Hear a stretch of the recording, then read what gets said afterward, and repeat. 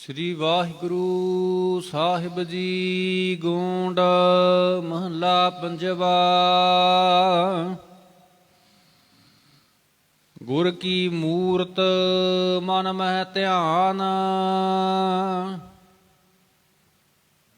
ਗੁਰ ਕੈ ਸ਼ਬਦ ਮੰਤਰ ਮਨ ਮਾਨ। ਗੁਰ ਕੇ ਚਰਨ ਹਿਰਦੈ ਲੈ ਧਾਰਉ, ਗੁਰ ਪਾਰ ਬ੍ਰਹਮ ਸਦਾ ਨਮਸਕਾਰਉ। ਗੁਰ ਕੀ ਮੂਰਤ ਮਨ ਮਹਿ ਧਿਆਨ। ਵਾਹਿਗੁਰੂ ਜੀ ਕਾ ਖਾਲਸਾ ਵਾਹਿਗੁਰੂ ਜੀ ਕੀ ਫਤਿਹ।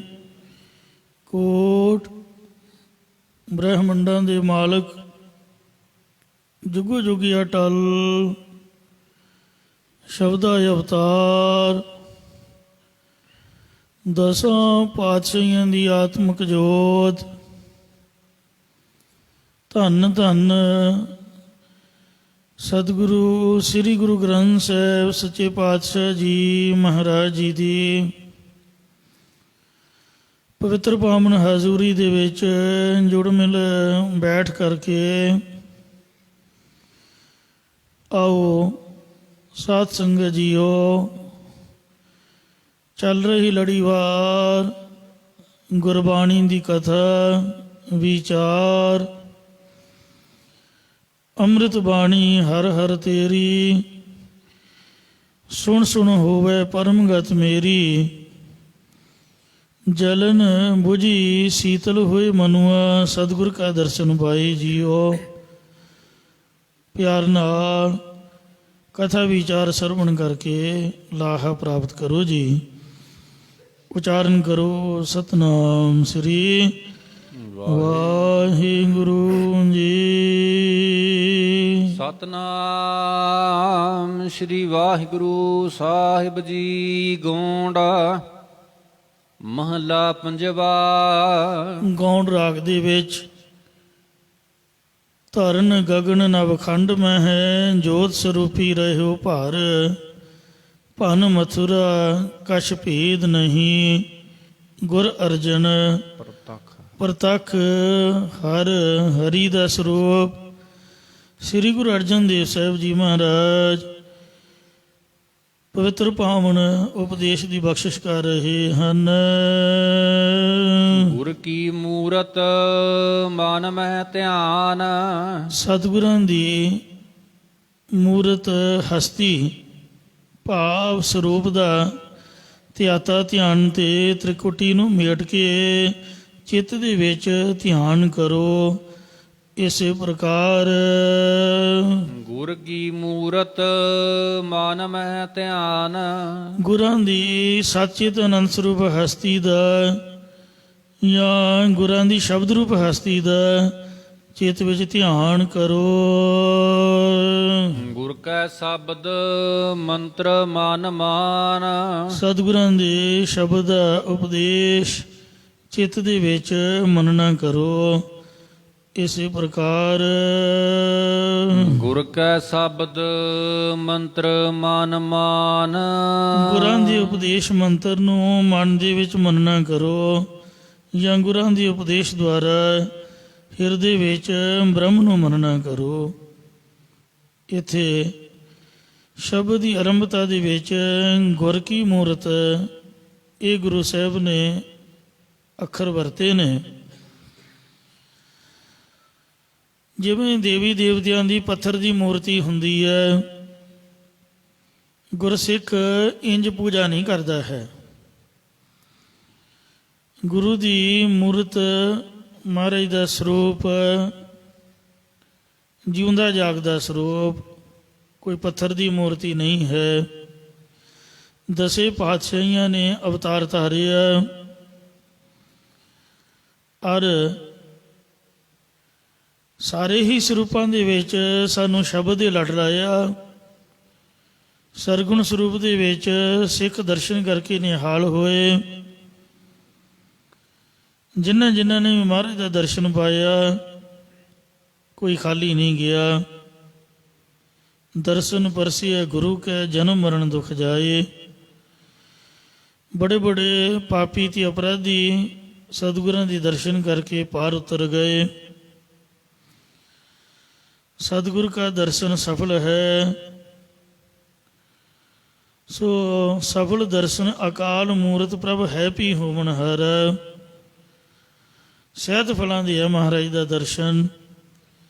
ਸਰਗੁਣ ਸਰੂਪ ਦੇ ਇਹ 10 ਪਾਤਸ਼ਾਹੀਆਂ ਦੇ ਦਰਸ਼ਨ ਨੇ। ਇਹ ਗੁਰੂ ਸਾਹਿਬ ਦਾ ਸਰੂਪ ਹੈ। ਤੇ ਹੁਣ ਤਾਂ ਸੁਪਰੀਮ ਕੋਰਟ ਨੇ ਵੀ ਮੰਨ ਲਿਆ ਕਿ ਸ੍ਰੀ ਗੁਰੂ ਗ੍ਰੰਥ ਸਾਹਿਬ ਜੀ ਜਿਉਂਦੀ ਜਾਗਦੀ ਜੋਤ ਹੈ। ਇਹ ਕੋਈ ਗ੍ਰੰਥ ਨਹੀਂ ਹੈ, ਧਾਰਮਿਕ ਗ੍ਰੰਥ ਕਹਿਣਾ ਨਹੀਂ ਬਣਦਾ। ਸਤਿਗੁਰ ਜਾਗਤਾ ਹੈ ਦਿਓ, ਜਾਗਦੀ ਜੋਤ 10 ਪਾਤਸ਼ਾਹੀਆਂ ਦੀ ਵਿੱਚ ਇਹਨਾਂ ਦੇ ਬਿਰਾਜਮਾਨ ਹੈ। ਸ੍ਰੀ ਗੁਰੂ ਗ੍ਰੰਥ ਸਾਹਿਬ ਜੀ ਜਿਉਂਦੀ ਜਾਗਦੀ ਹਸਤੀ ਹੈ। ਸੋ ਜਿਹੜੇ ਇਹਨਾਂ ਦੇ ਸ਼ਬਦ ਨੇ ਉਹੀ ਗੁਰਾਂ ਦੀ ਮੂਰਤੀ ਹੈ। ਭਾਈ ਗੁਰਦਾਸ ਸਾਹਿਬ ਜੀ ਨੇ ਇਹਦੀ ਵਿਆਖਿਆ ਕਰਦਿਆਂ ਦੱਸਿਆ ਕਿ ਗੁਰ ਮੂਰਤ ਗੁਰ ਸ਼ਬਦ ਹੈ, ਸਾਧ ਸੰਗਤ ਵਿੱਚ ਪ੍ਰਗਟੀ ਆਇਆ। ਗੁਰੂ ਦਾ ਸ਼ਬਦ ਹੀ ਗੁਰੂ ਦੀ ਮੂਰਤੀ ਹੈ, ਜੋ ਸੰਗਤ ਦੇ ਵਿੱਚ ਪ੍ਰਗਟ ਹੋ ਆਇਆ ਹੈ। ਇਸ ਲਈ ਫੋਟੋ ਦਾ ਵੀ ਧਿਆਨ ਧਾਰਨਾ ਮਨਾ ਹੈ, ਕਿਉਂਕਿ ਫੋਟੋ ਅਸਲੀ ਨਹੀਂ ਹੁੰਦੀਆਂ। ਉਹ ਚਿੱਤਰਕਾਰ ਦੀ ਆਪ ਦੀ ਕਲਪਨਾ ਹੈ। ਇਸ ਲਈ ਗੁਰਦੁਆਰਿਆਂ ਦੇ ਅੰਦਰ ਕੋਈ ਫੋਟੋ ਨਹੀਂ ਲਾਈ ਜਾਂਦੀ। ਕੇਵਲ ਤੇ ਕੇਵਲ ਸ੍ਰੀ ਗੁਰੂ ਗ੍ਰੰਥ ਸਾਹਿਬ ਜੀ ਦਾ ਪ੍ਰਕਾਸ਼ ਹੁੰਦਾ ਹੈ। ਫੋਟੋਆਂ ਅਜਾਇਬ ਘਰ ਦੇ ਵਿੱਚ ਲਾਈਆਂ ਜਾਂਦੀਆਂ ਨੇ ਤਾਂ ਕਿ ਉਹਨਾਂ ਵੱਲ ਵੇਖ ਕੇ ਸਾਨੂੰ ਗੁਰੂਆਂ ਦੀ ਯਾਦ ਆਵੇ, ਸਿੰਘ ਸੂਰਮਿਆਂ ਦੀ ਕੁਰਬਾਨੀ ਚੇਤੇ ਆਵੇ।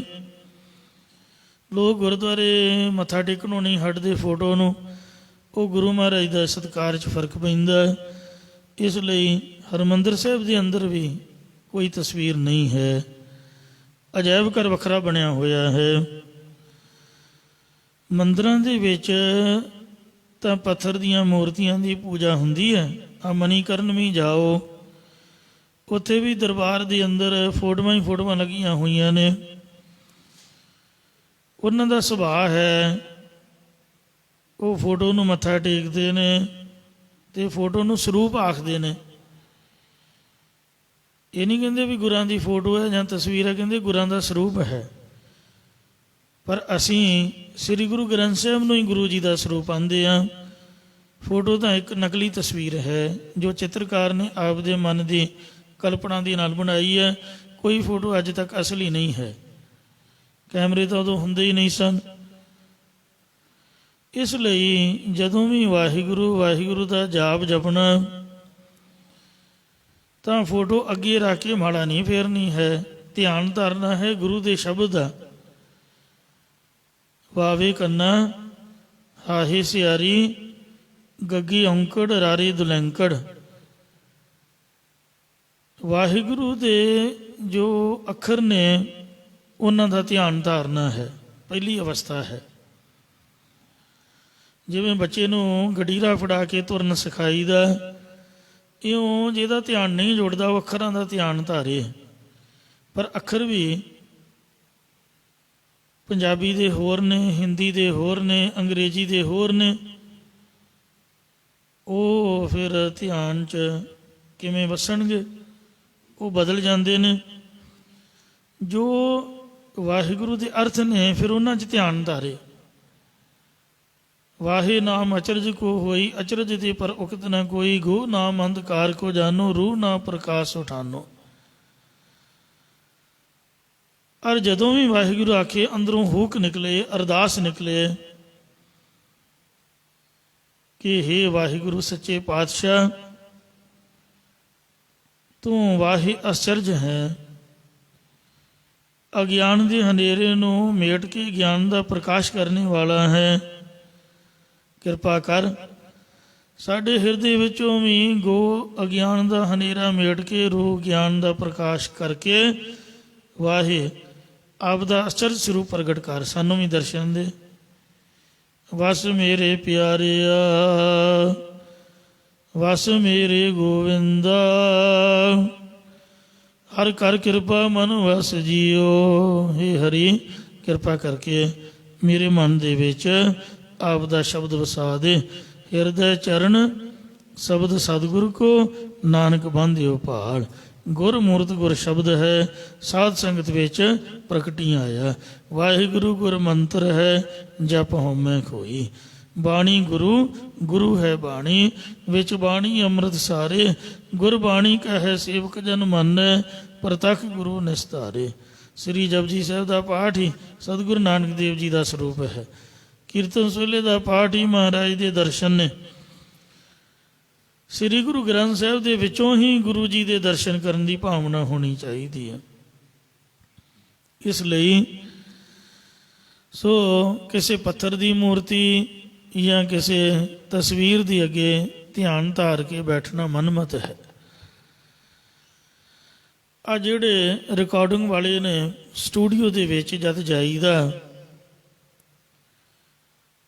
ਕੋਈ ਵੀ ਕੀਰਤਨ ਦੇ ਸ਼ਬਦ ਦੀ ਜਾਂ ਕਥਾ ਦੀ ਰਿਕਾਰਡਿੰਗ ਜਾਂ ਗੁਰਬਾਣੀ ਦੀ ਰਿਕਾਰਡਿੰਗ ਕਰਾਈ ਦੀ, ਉਹ ਕੰਨਾਂ ਦੇ ਵਿੱਚ ਹੈੱਡਫੋਨ ਲਾ ਦਿੰਦੇ ਨੇ ਖੋਪੇ ਜੇ, ਕਿ ਬਾਹਰਲੀ ਆਵਾਜ਼ ਨਾ ਸੁਣੇ।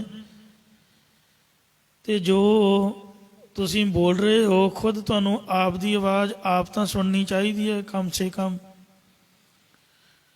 ਜੇ ਆਪਣੀ ਆਵਾਜ਼ ਆਪ ਨਹੀਂ ਸੁਣੋਗੀ ਤਾਂ ਪਰਫੋਰਮੈਂਸ ਸਹੀ ਨਹੀਂ ਦਿੱਤੀ ਜਾ ਸਕਦੀ। ਸੋ ਦੂਜੇ ਨੂੰ ਆਨੰਦ ਉਦੋਂ ਹੀ ਆਉਂਦਾ ਜਦੋਂ ਆਪ ਦਾ ਆਨੰਦ ਵੱਜੇ। ਜੇ ਆਪ ਨੂੰ ਨਹੀਂ ਸੁਣ ਰਿਹਾ ਤਾਂ ਮਨ ਟਿਕੂਗਾ ਕਿੱਥੇ? ਤੋ ਜਿੰਨਾ ਆਪਣੀ ਇਕਾਗਰਤਾ, ਆਪਣਾ ਆਨੰਦ ਹੈ, ਓਨਾ ਹੀ ਦੂਜੇ ਦਾ ਆਨੰਦ ਹੁੰਦਾ ਹੈ।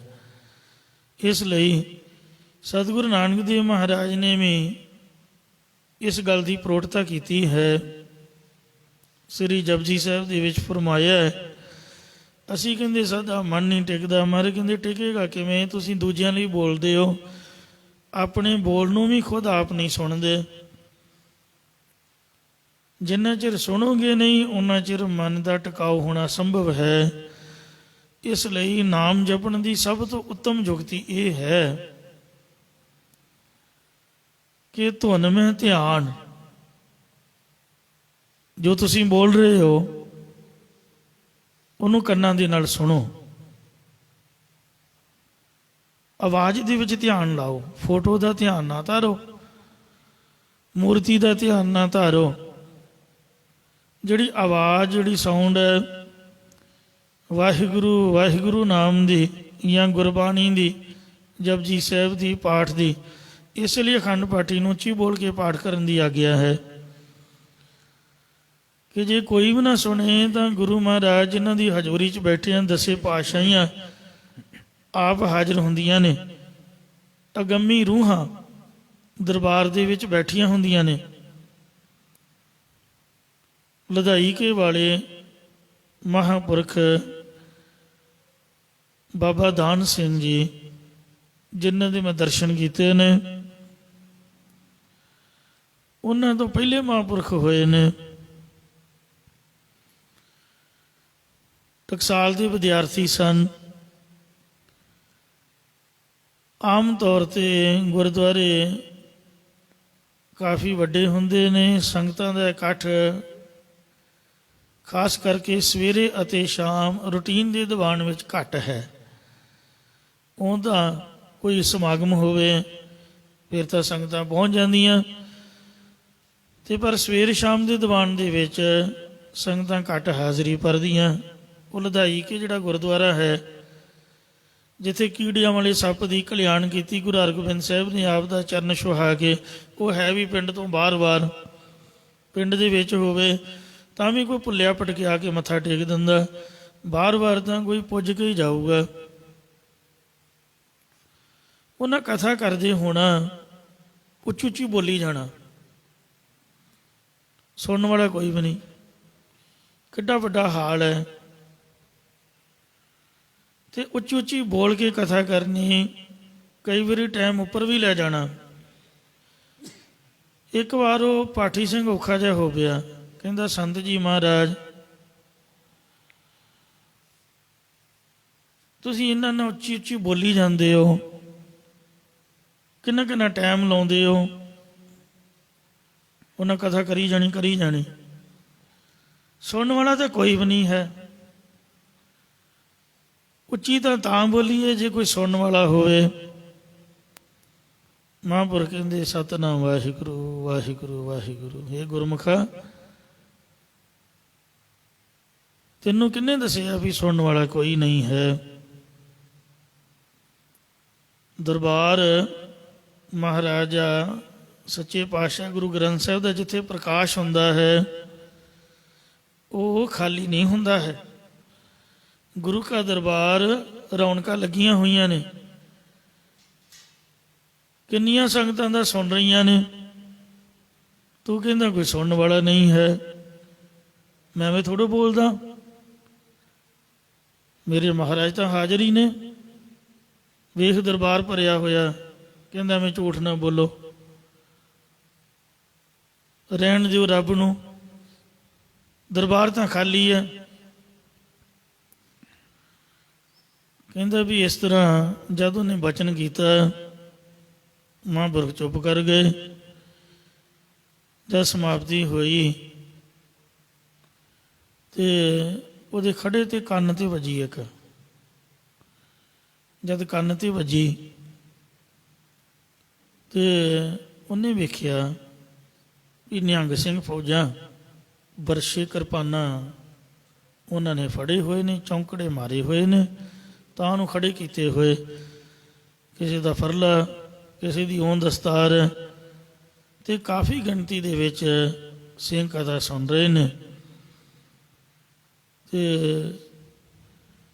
ਉਹਨਾਂ ਨੇ ਆਵਾਜ਼ ਦਿੱਤੀ, ਕਹਿਣ ਲੱਗੇ ਵੀ ਜੇ ਤੈਨੂੰ ਨਹੀਂ ਦਿਖਦਾ ਤੇ ਇਹਦਾ ਮਤਲਬ ਕੋਈ ਹੈ ਹੀ ਨਹੀਂ। ਸੰਤ ਕਥਾ ਸੁਣਾਉਂਦੇ ਨੇ, ਆਪਾਂ ਸੁਣਦੇ ਹਾਂ, ਤੂੰ ਵਿੱਚ ਕਿਉਂ ਔਖਾ ਹੁੰਦਾ ਪਿਆ? ਉਹ ਥੱਲੇ ਡਿੱਗ ਪਿਆ, ਇੰਨਾ ਘਬਰਾ ਗਿਆ, ਜਿਉਂ ਦੌੜਿਆ, ਮੁੜ ਕੇ ਪਿੱਛਾ ਭੌਂਗੇ ਨਹੀਂ ਵੇਖਿਆ। ਕਿੰਨੇ ਦਿਨ ਘਰੋਂ ਹੀ ਨਹੀਂ ਆਇਆ, ਡਰਦਾ ਮਾਰਾ। ਇੰਨਾ ਡਰਾਇਆ ਸ਼ਹੀਦ ਸਿੰਘਾਂ ਨੇ। ਸੋ ਕਹਿਣ ਤੋਂ ਮੁਰਾਦ ਇਹ ਹੈ, ਜਿੱਥੇ ਗੁਰੂ ਗ੍ਰੰਥ ਸਾਹਿਬ ਜੀ ਦਾ ਪ੍ਰਕਾਸ਼ ਹੁੰਦਾ ਹੈ, 15 ਭਗਤ ਮਹਾਰਾਜ ਦੇ ਕੋਲ ਬੈਠੇ ਹੀ ਨੇ। 6 ਪਾਤਸ਼ਾਹੀਆਂ ਦੀ ਬਾਣੀ ਹੈ, ਉਹ ਵੀ ਹਾਜ਼ਰ ਨੇ। 15 ਭਗਤਾਂ ਦੀ ਬਾਣੀ ਹੈ, ਉਹ ਵੀ ਹਾਜ਼ਰ ਨੇ। 17 ਭੱਟ ਵੀ ਮਹਾਰਾਜ ਦੇ ਦਰਬਾਰ 'ਚ ਨੇ। ਜਿੰਨੀਆਂ ਪਵਿੱਤਰ ਆਤਮਾਵਾਂ ਸਭ ਗੁਰੂ ਗ੍ਰੰਥ ਸਾਹਿਬ ਦੇ ਦਰਸ਼ਨ ਕਰਨ, ਮੱਥਾ ਟੇਕਣ ਆਉਂਦੀਆਂ ਨੇ, ਗਾਹੇ ਬਗਾਹੇ। ਜਿੱਥੇ ਬਾਣੀ ਦਾ ਪ੍ਰਵਾਹ ਚੱਲਦਾ ਹੈ, ਉੱਥੇ ਕੁਦਰਤੀ ਸ਼ਕਤੀਆਂ ਹਾਜ਼ਰ ਹੁੰਦੀਆਂ ਹਨ। ਇਸ ਲਈ ਠੀਕ ਹੈ, ਸਾਡਾ ਸਰੀਰ ਢਿੱਲਾ ਮੱਠਾ ਹੈ, ਸਾਡੀ ਇਹ ਕਮੀ ਹੈ, ਸਾਡੀ ਨਿਗਾਹ ਦੇ ਵਿੱਚ ਫਰਕ ਹੈ, ਪਰ ਇਹ ਨਹੀਂ ਵੀ ਗੁਰੂ ਮਹਾਰਾਜ ਦੇ ਕੋਲ ਹੈ ਕੋਈ ਨਹੀਂ। ਗੁਰੂ ਮਹਾਰਾਜ ਸਾਹਿਬ ਸੱਚੇ ਪਾਤਸ਼ਾਹ ਜੀ ਦੇ ਘਰ ਦੀਆਂ ਰੌਣਕਾਂ ਜਿਹਦਾ ਕੋਈ ਵੀ ਥਾਂ ਨਹੀਂ ਪਾ ਸਕਦਾ। ਇਸ ਲਈ ਪਾਠੀ ਸਿੰਘ ਨੂੰ ਆਗਿਆ ਹੈ ਵੀ ਜਦੋਂ ਮਹਾਰਾਜ ਦੀ ਹਜ਼ੂਰੀ 'ਚ ਬੈਠੇ ਤਾਂ ਗੁਰੂ ਸਾਹਿਬਾਂ ਨੂੰ ਹਾਜ਼ਰ ਨਾਜ਼ਰ ਜਾਣ ਕੇ ਉੱਚੀ ਬੋਲੇ। ਚਲੋ ਜੇ ਕਿਸੇ ਦੀ ਭਾਵਨਾ ਨਹੀਂ ਕਰਨੀ, ਖੁਦ ਆਪਦੇ ਕੰਨਾਂ ਨੂੰ ਤਾਂ ਸੁਣਾਏ। ਸ਼ਰਮਣੀ ਸੁਣੀਐ ਰਸਨਾ ਗਾਈਐ, ਹਿਰਦੈ ਤੇ ਆਈਐ ਸੋਈ। ਇਉਂ ਸਤਿਗੁਰੂ ਨਾਨਕ ਦੇਵ ਮਹਾਰਾਜ ਦੀ ਆਗਿਆ ਕਿ ਮਨ ਟਿਕੇਗਾ ਤਾਂ ਜੇ ਤੁਸੀਂ ਆਪ ਦੀ ਕਈ ਗੱਲ ਨੂੰ ਆਪ ਸੁਣੋਗੇ। ਜੇ ਦੂਜਿਆਂ ਨੂੰ ਉਪਦੇਸ਼ ਦਿੰਦੇ ਰਹੇ, ਆਪ ਧਾਰਨਾ ਕੀਤਾ, ਤਾਂ ਮਨ ਦਾ ਟਿਕਾਓ ਨਹੀਂ ਬਣੇਗਾ। ਅਜੱਪਾ ਜਾਪ ਨਾ ਵੀਸਰੈ, ਆਦਿ ਜੁਗਾਦ ਸਮਾਏ। ਅਜੱਪਾ ਜਾਪ ਦੀ ਜੋ ਧੁਨੀ ਹੈ, ਉਹਨੂੰ ਸਰਵਣ ਕਰਨ ਦੇ ਨਾਲ ਹੀ ਅਸਲੀ ਆਨੰਦ ਆਉਂਦਾ। ਤੋ ਇਸ ਲਈ ਗੁਜਰੀ ਰਾਗ ਦੇ ਵਿੱਚ ਇੱਕ ਮਹਾਰਾਜ ਦੀ ਪੰਕਤੀ ਹੈ, ਨਿਮਖ ਨਾ ਬਿਸਰੋ ਹੀਏ ਮੋਰੇ ਤੇ ਬਿਸਰਤ ਜਾਈ ਹਉ ਮਰਤ। ਇਹ ਪੰਕਤੀ ਦੀ ਕਥਾ ਸੰਤ ਗੁਰਬਚਨ ਸਿੰਘ ਸਾਹਿਬ ਜੀ ਨੇ ਕੀਤੀ ਕਿ ਇੱਕ ਨਿਮਖ ਮਾਤਰ ਵੀ, ਹੇ ਵਾਹਿਗੁਰੂ ਮੈਨੂੰ ਤੇਰਾ ਨਾਮ ਨਾ ਭੁੱਲੇ। ਜਦ ਵੀ ਭੁੱਲਦਾ ਹੈ ਤਾਂ ਜਿਵੇਂ ਮੱਛੀ ਪਾਣੀ ਤੋਂ ਬਗੈਰ ਆਪ ਦਾ ਮਰਨਾ ਸਮਝਦੀ ਹੈ। ਮੋਹਿ ਮਛਲੀ ਤੁਮ ਨੀਰ ਤੁਮ ਤੁਝ ਬਿਨ ਕਿਉਂ ਸਰੈ, ਮੋਹਿ ਚਾਤਰਕ ਤੁਮ ਬੂੰਦ ਤ੍ਰਿਪਤੋ ਮੁਖ ਭਰੈ। ਮੱਛੀ ਤੇ ਪਪੀਏ ਦੀ ਤਰ੍ਹਾਂ ਸਾਡਾ ਮਰਨਾ ਹੁੰਦਾ ਹੈ ਜੀ। ਆਪਦੇ ਨਾਮ ਦੀ ਉਪਦੇਸ਼ ਦੀ ਸਵੰਤੀ ਬੂੰਦ ਤੋਂ ਬਗੈਰ ਜਾਂ ਜਲ ਤੋਂ ਬਗੈਰ ਅਸੀਂ ਆਪ ਦਾ ਮਰਨਾ ਸਮਝਦੇ ਹਾਂ। ਇਸ ਲਈ ਇੱਕ ਨਿਮਕ ਮਾਤਰ ਵੀ ਸਾਡੇ ਮਨ ਦੇ ਵਿੱਚੋਂ ਤੁਸੀਂ ਨਾ ਭੁੱਲੋ ਜੀ। ਜੇ ਤੁਸੀਂ ਭੁੱਲ ਗਏ ਤਾਂ ਮੈਂ ਮਰ ਜਾਊਂਗਾ।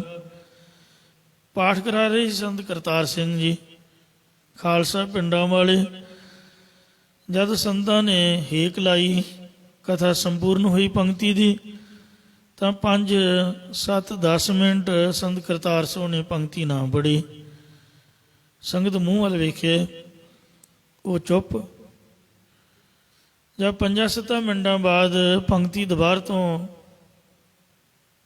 ਅਗਲੀ ਪੰਕਤੀ ਪੜ੍ਹੀ ਤੇ ਸੰਤ ਜੀ ਮਹਾਰਾਜ ਸੰਤ ਗੁਰਬਚਨ ਸਿੰਘ ਜੀ ਖਾਲਸਾ ਪਿੰਡਾਂ ਵਾਲੇ ਨੇ ਸਪਸ਼ਟੀਕਰਨ ਦਿੱਤਾ ਕਿ ਇਹ ਸਾਧ ਸੰਗਤ ਜੀ, ਤੁਸੀਂ ਇਹ ਨਾ ਸਮਝਣਾ ਵੀ ਪਾਠੀ ਸੌਂ ਗਿਆ, ਇਹਨੂੰ ਆਲਸ ਆ ਗਿਆ ਜਾਂ ਇਹ ਭੁੱਲ ਗਿਆ, ਲਾਗੇ ਬੈਠਾ ਇਹਦਾ ਧਿਆਨ ਉਟਕ ਗਿਆ।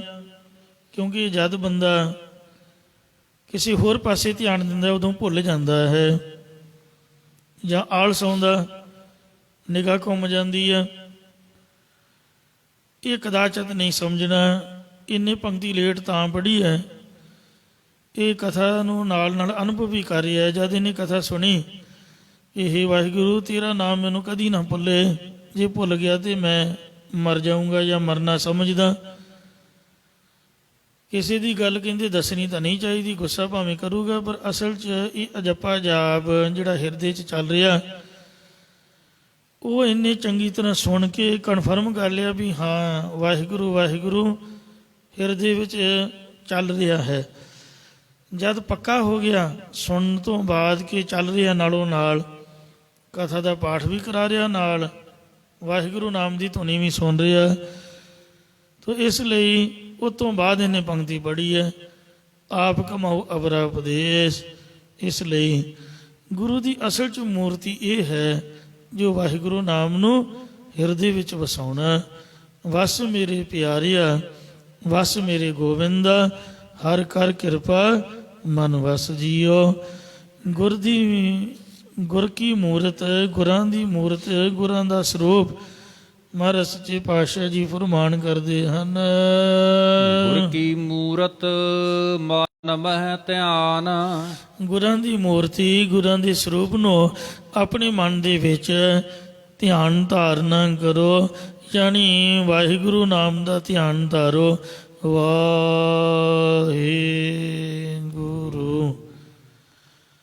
ਵਾਹੇ ਹਿਰਦੇ ਤੱਕ ਤੇ ਉਹਦੇ ਤੋਂ ਬਾਅਦ ਗੁਰੂ ਨਾਭੀ ਤੱਕ। ਉੱਪਰ ਤੋਂ ਠਾਂ ਨੂੰ ਆਵਾਜ਼ ਆਉਣੀ ਚਾਹੀਦੀ ਹੈ ਜਾਂ ਹੇਠਾਂ ਤੋਂ ਵਾਹਿਗੁਰੂ ਉੱਪਰ ਨੂੰ, ਤੇ ਕੁੱਟੀ ਜਿਹੜਾ 10ਵੇਂ ਦੁਆਰ ਦਾ ਦਰਵਾਜ਼ਾ ਮੰਨਿਆ ਹੈ ਮਸਤਕ ਦੇ ਵਿੱਚ, ਤੋ ਹੇਠਾਂ ਤੋਂ ਧੁੰਨੀ ਤੋਂ ਚੁੱਕ ਕੇ ਤਾਂ ਨੂੰ ਮਾਰੇ। ਉਹ ਜਿੰਨਾ ਵੀ ਜ਼ੋਰ ਲਾ ਕੇ ਦਰਵਾਜ਼ੇ 'ਤੇ ਰੱਖਾਂਗੇ ਉਹਨਾਂ ਦਰਵਾਜ਼ਾ ਜਲਦੀ ਖੁੱਲੂਗਾ। ਸੋ ਇਉਂ ਸੁਖਮਨਾ ਤੇ ਏੜਾ ਤੇ ਪਿੰਗਲਾ, ਇਉਂ ਏੜਾ ਤੇ ਪਿੰਗਲਾ ਸੱਜੀ ਤੇ ਖੱਬੀ ਸੁਰ ਹੈ। ਵਿਚਕਾਰਲੀ ਸੁਖਮਨਾ ਨਾੜੀ ਇਹ ਸਾਧ ਸੰਗਤ ਜੀਓ 10ਵੇਂ ਦੁਆਰ ਦਾ ਦਰਵਾਜ਼ਾ ਮੰਨਿਆ ਹੈ। ਤੇ ਸੁਖਮਨਾ ਦੇ ਵਿੱਚ ਜ਼ੋਰ ਪਾਉਣਾ, ਕਈ ਵਾਰ ਸਿਰ ਦਰਦ ਹੋਣ ਲੱਗ ਪੈਂਦਾ। ਇਉਂ ਸੁਤੇ ਸਿੱਧ ਵੀ ਅਨਭੋਲ ਵੀ ਕਰੀ ਜਾਏ, ਮਹਾਰਾਜ ਸਭ ਕੁਛ ਹੀ ਆਪੇ ਕਿਰਪਾ ਕਰ ਦਿੰਦੇ ਨੇ। ਸਿਰ ਦਰਦ ਦੀ ਵੀ ਨਹੀਂ ਲੋੜ, ਬਹੁਤਾ ਸਿਰ 'ਤੇ ਜ਼ੋਰ ਮਾਰਨ ਤੋਂ ਪਹਿਲੋਂ ਪੈਲ ਸਿਰ ਦਰਦ ਹੋਣ ਲੱਗ ਪੈਂਦਾ। ਤੋ ਕਈ ਇਸ ਤਰ੍ਹਾਂ ਕਰ ਨਹੀਂ ਪਾ ਸਕਦੇ। ਅਤੇ ਸੁਤੇ ਸਿੱਧ ਵੀ ਜੱਟ ਜ਼ਿਮੀਂਦਾਰ ਉਹੀ ਛੱਟਾ ਮਾਰਦਾ, ਜਿਹਨੂੰ ਤੁਸੀਂ ਬਰਸੀਨ ਕਹਿੰਦੇ ਹੋ, ਅਸੀਂ ਛਟਾਲਾ ਕਹਿੰਦੇ ਆ। ਇੱਕ ਇੱਕ ਬੀਜ ਥੋੜ੍ਹਾ ਪਾਉਂਦਾ, ਕਿੰਨਾ ਸੰਘਣਾ ਵਧੀਆ ਮੱਝਾਂ ਦੇ ਗਾਵਾਂ ਦੇ ਪੱਠਿਆਂ ਵਾਸਤੇ ਕੱਖਾਂ ਵਾਸਤੇ ਉੱਗ ਪੈਂਦਾ। ਤੋ ਇੰਝ ਵਾਹਿਗੁਰੂ ਨਾਮ ਦਾ ਛੱਟਾ ਵੀ ਵੱਜ ਜਾਏ, ਜਿਸ ਤਰ੍ਹਾਂ ਮਰਜ਼ੀ ਵਾਹਿਗੁਰੂ ਕਿਹਾ ਜਾਏ, ਉਸੇ ਤਰ੍ਹਾਂ ਹੀ ਪ੍ਰਮਾਣ ਹੈ। ਪਰ ਜੇ ਇਕਾਗਰਤਾ ਬਣਾਉਣੀ ਹੋਵੇ ਪਹਿਲੋਂ ਪਹਿਲ, ਤਾਂ ਇਉਂ ਅੱਖਰਾਂ ਦੇ ਹਿਸਾਬ ਨਾਲ ਅੰਦਰ ਨੂੰ ਵੜੇ ਜਾਂ ਅੰਦਰੋਂ ਬਾਹਰ ਨੂੰ ਕੱਢ ਕੇ ਫਿਰ ਉੱਪਰ ਨੂੰ ਜਾਏ। ਇਸ ਤਰ੍ਹਾਂ ਵਾਹਿਗੁਰੂ ਵਾਹਿਗੁਰੂ ਦਾ ਜਾਪ ਜਪਦੇ ਆ। ਮਹਾਰਾਜ ਦੇ ਨਾਮ ਦੇ ਵਿੱਚੋਂ, ਉਹਦੀ ਆਵਾਜ਼ ਦੇ ਵਿੱਚੋਂ ਪ੍ਰਕਾਸ਼ ਦੀ ਪ੍ਰਾਪਤੀ ਹੁੰਦੀ ਹੈ। ਜੈ ਗਿਆਨ ਪ੍ਰਕਾਸ਼ ਅਗਿਆਨ ਮਿਟੰਤ। ਪਹਿਲਾਂ ਬਲਬ ਹੁੰਦੇ ਸੀਗੇ ਪੀਲੀ ਲਾਈਟ ਵਾਲੇ, ਆਉਂਦੇ ਵੀ ਮਹਿੰਗੇ ਸੀਗੇ ਤੇ ਬਿਜਲੀ ਵੀ ਜ਼ਿਆਦਾ ਖਾਂਦੇ ਸੀਗੇ। ਫਿਰ ਬਾਅਦ 'ਚ ਟਿਊਬਾਂ ਆਈਆਂ 40-40 ਰੁਪਈਆਂ ਵਾਲੀਆਂ। ਉਹਨਾਂ ਦਾ ਇਹ ਮਸਲਾ ਹੁੰਦਾ ਸੀਗਾ ਕਿ ਪਿੰਡਾਂ ਦੇ ਵਿੱਚ ਲਾਈਟ ਪੂਰੀ ਨਹੀਂ ਸੀ ਆਉਂਦੀ ਅਤੇ ਉਹਦਾ ਕਪੈਸਿਟਰ ਜਿਹਾ ਘੁਮਾਈ ਜਾਣਾ, ਉਹਨੇ ਜਗਣਾ ਨਾ, ਸਾਰੀ ਸਾਰੀ ਰਾਤ ਉਹਨਾਂ ਨਾਲ ਵਹਿੰਦੇ ਰਹਿਣਾ ਵੀ ਜਗ ਪਏ ਅਤੇ ਲਾਈਟ ਹੋਵੇ। ਉਹ ਜਗਦੀਆਂ ਨਹੀਂ ਸਨ। ਅਤੇ ਅੱਜ ਕੱਲ੍ਹ ਫਲੋਰਸੈਂਟ ਟਿਊਬਾਂ ਬਲਬਾਂ ਦੇ ਵਿੱਚ ਹੀ ਆਉਣ ਲੱਗ ਪਈਆਂ।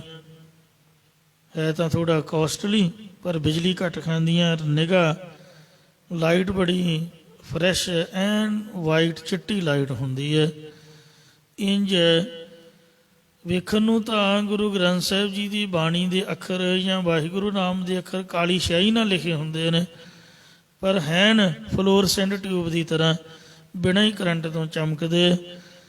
ਇਉਂ ਇਹ ਮਹਾਰਾਜ ਦੀ ਬਾਣੀ ਦਾ ਨਾਮ ਦਾ ਪ੍ਰਕਾਸ਼।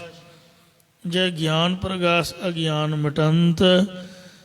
ਸੋ ਵਾਹਿਗੁਰੂ ਨਾਮ, ਉਹਦੀ ਧੁਨ ਦਾ ਧਿਆਨ, ਅਤੇ ਧਿਆਨ ਦੇ ਵਿੱਚੋਂ ਹੀ ਪ੍ਰਕਾਸ਼ ਸਰੂਪ ਦੀ ਪ੍ਰਾਪਤੀ ਹੁੰਦੀ ਹੈ। ਜਿਹੜਾ ਵਾਹਿਗੁਰੂ ਜੀ ਦਾ ਪ੍ਰਕਾਸ਼ ਹੈ, ਉਹ ਜਿਸ ਤਰ੍ਹਾਂ ਦੀ ਸਿੱਖ ਦੀ ਭਾਵਨਾ ਹੋਊਗੀ, ਜੇ ਕਹੂਗਾ ਗੁਰੂ ਨਾਨਕ ਸਾਹਿਬ ਸੱਚੇ ਪਾਤਸ਼ਾਹ ਕਿਰਪਾ ਕਰਨ, ਤਾਂ ਉਹੀ ਪ੍ਰਕਾਸ਼ ਗੁਰੂ ਨਾਨਕ ਸਾਹਿਬ ਬਣ ਜਾਊਗਾ। ਅਸਲ 'ਚ ਮਹਾਰਾਜ ਦਾ ਰੂਪ ਰੰਗ ਕੋਈ ਨਹੀਂ ਹੈ। ਰੂਪ ਰੰਗ ਯਾਰ ਰੇਖ ਪੇਖ ਕੋ ਕਹਿ ਨਾ ਸਕਤ ਕੇ। ਰੂਪ ਰੰਗ ਯਾਰ ਰੇਖ ਪੇਖ ਤ੍ਰਿਹੁ ਗੁਣ ਤੇ ਪ੍ਰਭਿੰਨ ਤਿਸੇ ਬੁਝਾਏ ਨਾਨਕਾ ਜਿਸ ਹੋਵੈ ਸੋ ਪ੍ਰਸੰਨ। ਇਹ ਤਾਂ ਸਿੱਖਾਂ ਦੀ ਭਾਵਨਾ ਮੁਤਾਬਕ ਮਹਾਰਾਜ ਨੇ ਭਗਤੀ ਦਾ ਪ੍ਰਚਾਰ ਕਰਨ ਲਈ, ਸੰਤਾਂ ਭਗਤਾਂ ਨੂੰ ਦਰਸ਼ਨ ਦੇਣ ਲਈ ਸਰਗੁਣ ਰੂਪ ਧਾਰੇ ਨੇ। ਹੈਨ ਤਾਂ ਮਹਾਰਾਜ ਪ੍ਰਕਾਸ਼ ਜੋਤੀ ਸਰੂਪ। ਸੋ ਜਿਹੜੀ ਵੀ ਅਰਦਾਸ ਕਰੂਗਾ ਉਹੀ ਪ੍ਰਕਾਸ਼ ਦੇ ਵਿੱਚੋਂ ਹੀ ਉਹ ਕਲਗੀਧਰ ਦਾ ਰੂਪ ਦਿਸੂਗਾ। ਉਹਦੇ 'ਚੋਂ ਹੀ ਜਿਹੜੇ ਗੁਰੂ ਮਹਾਰਾਜ ਦੇ ਚਾਹੁਣ ਅਰਦਾਸ ਹੋਵੇ ਉਹਦੇ ਦਰਸ਼ਨ।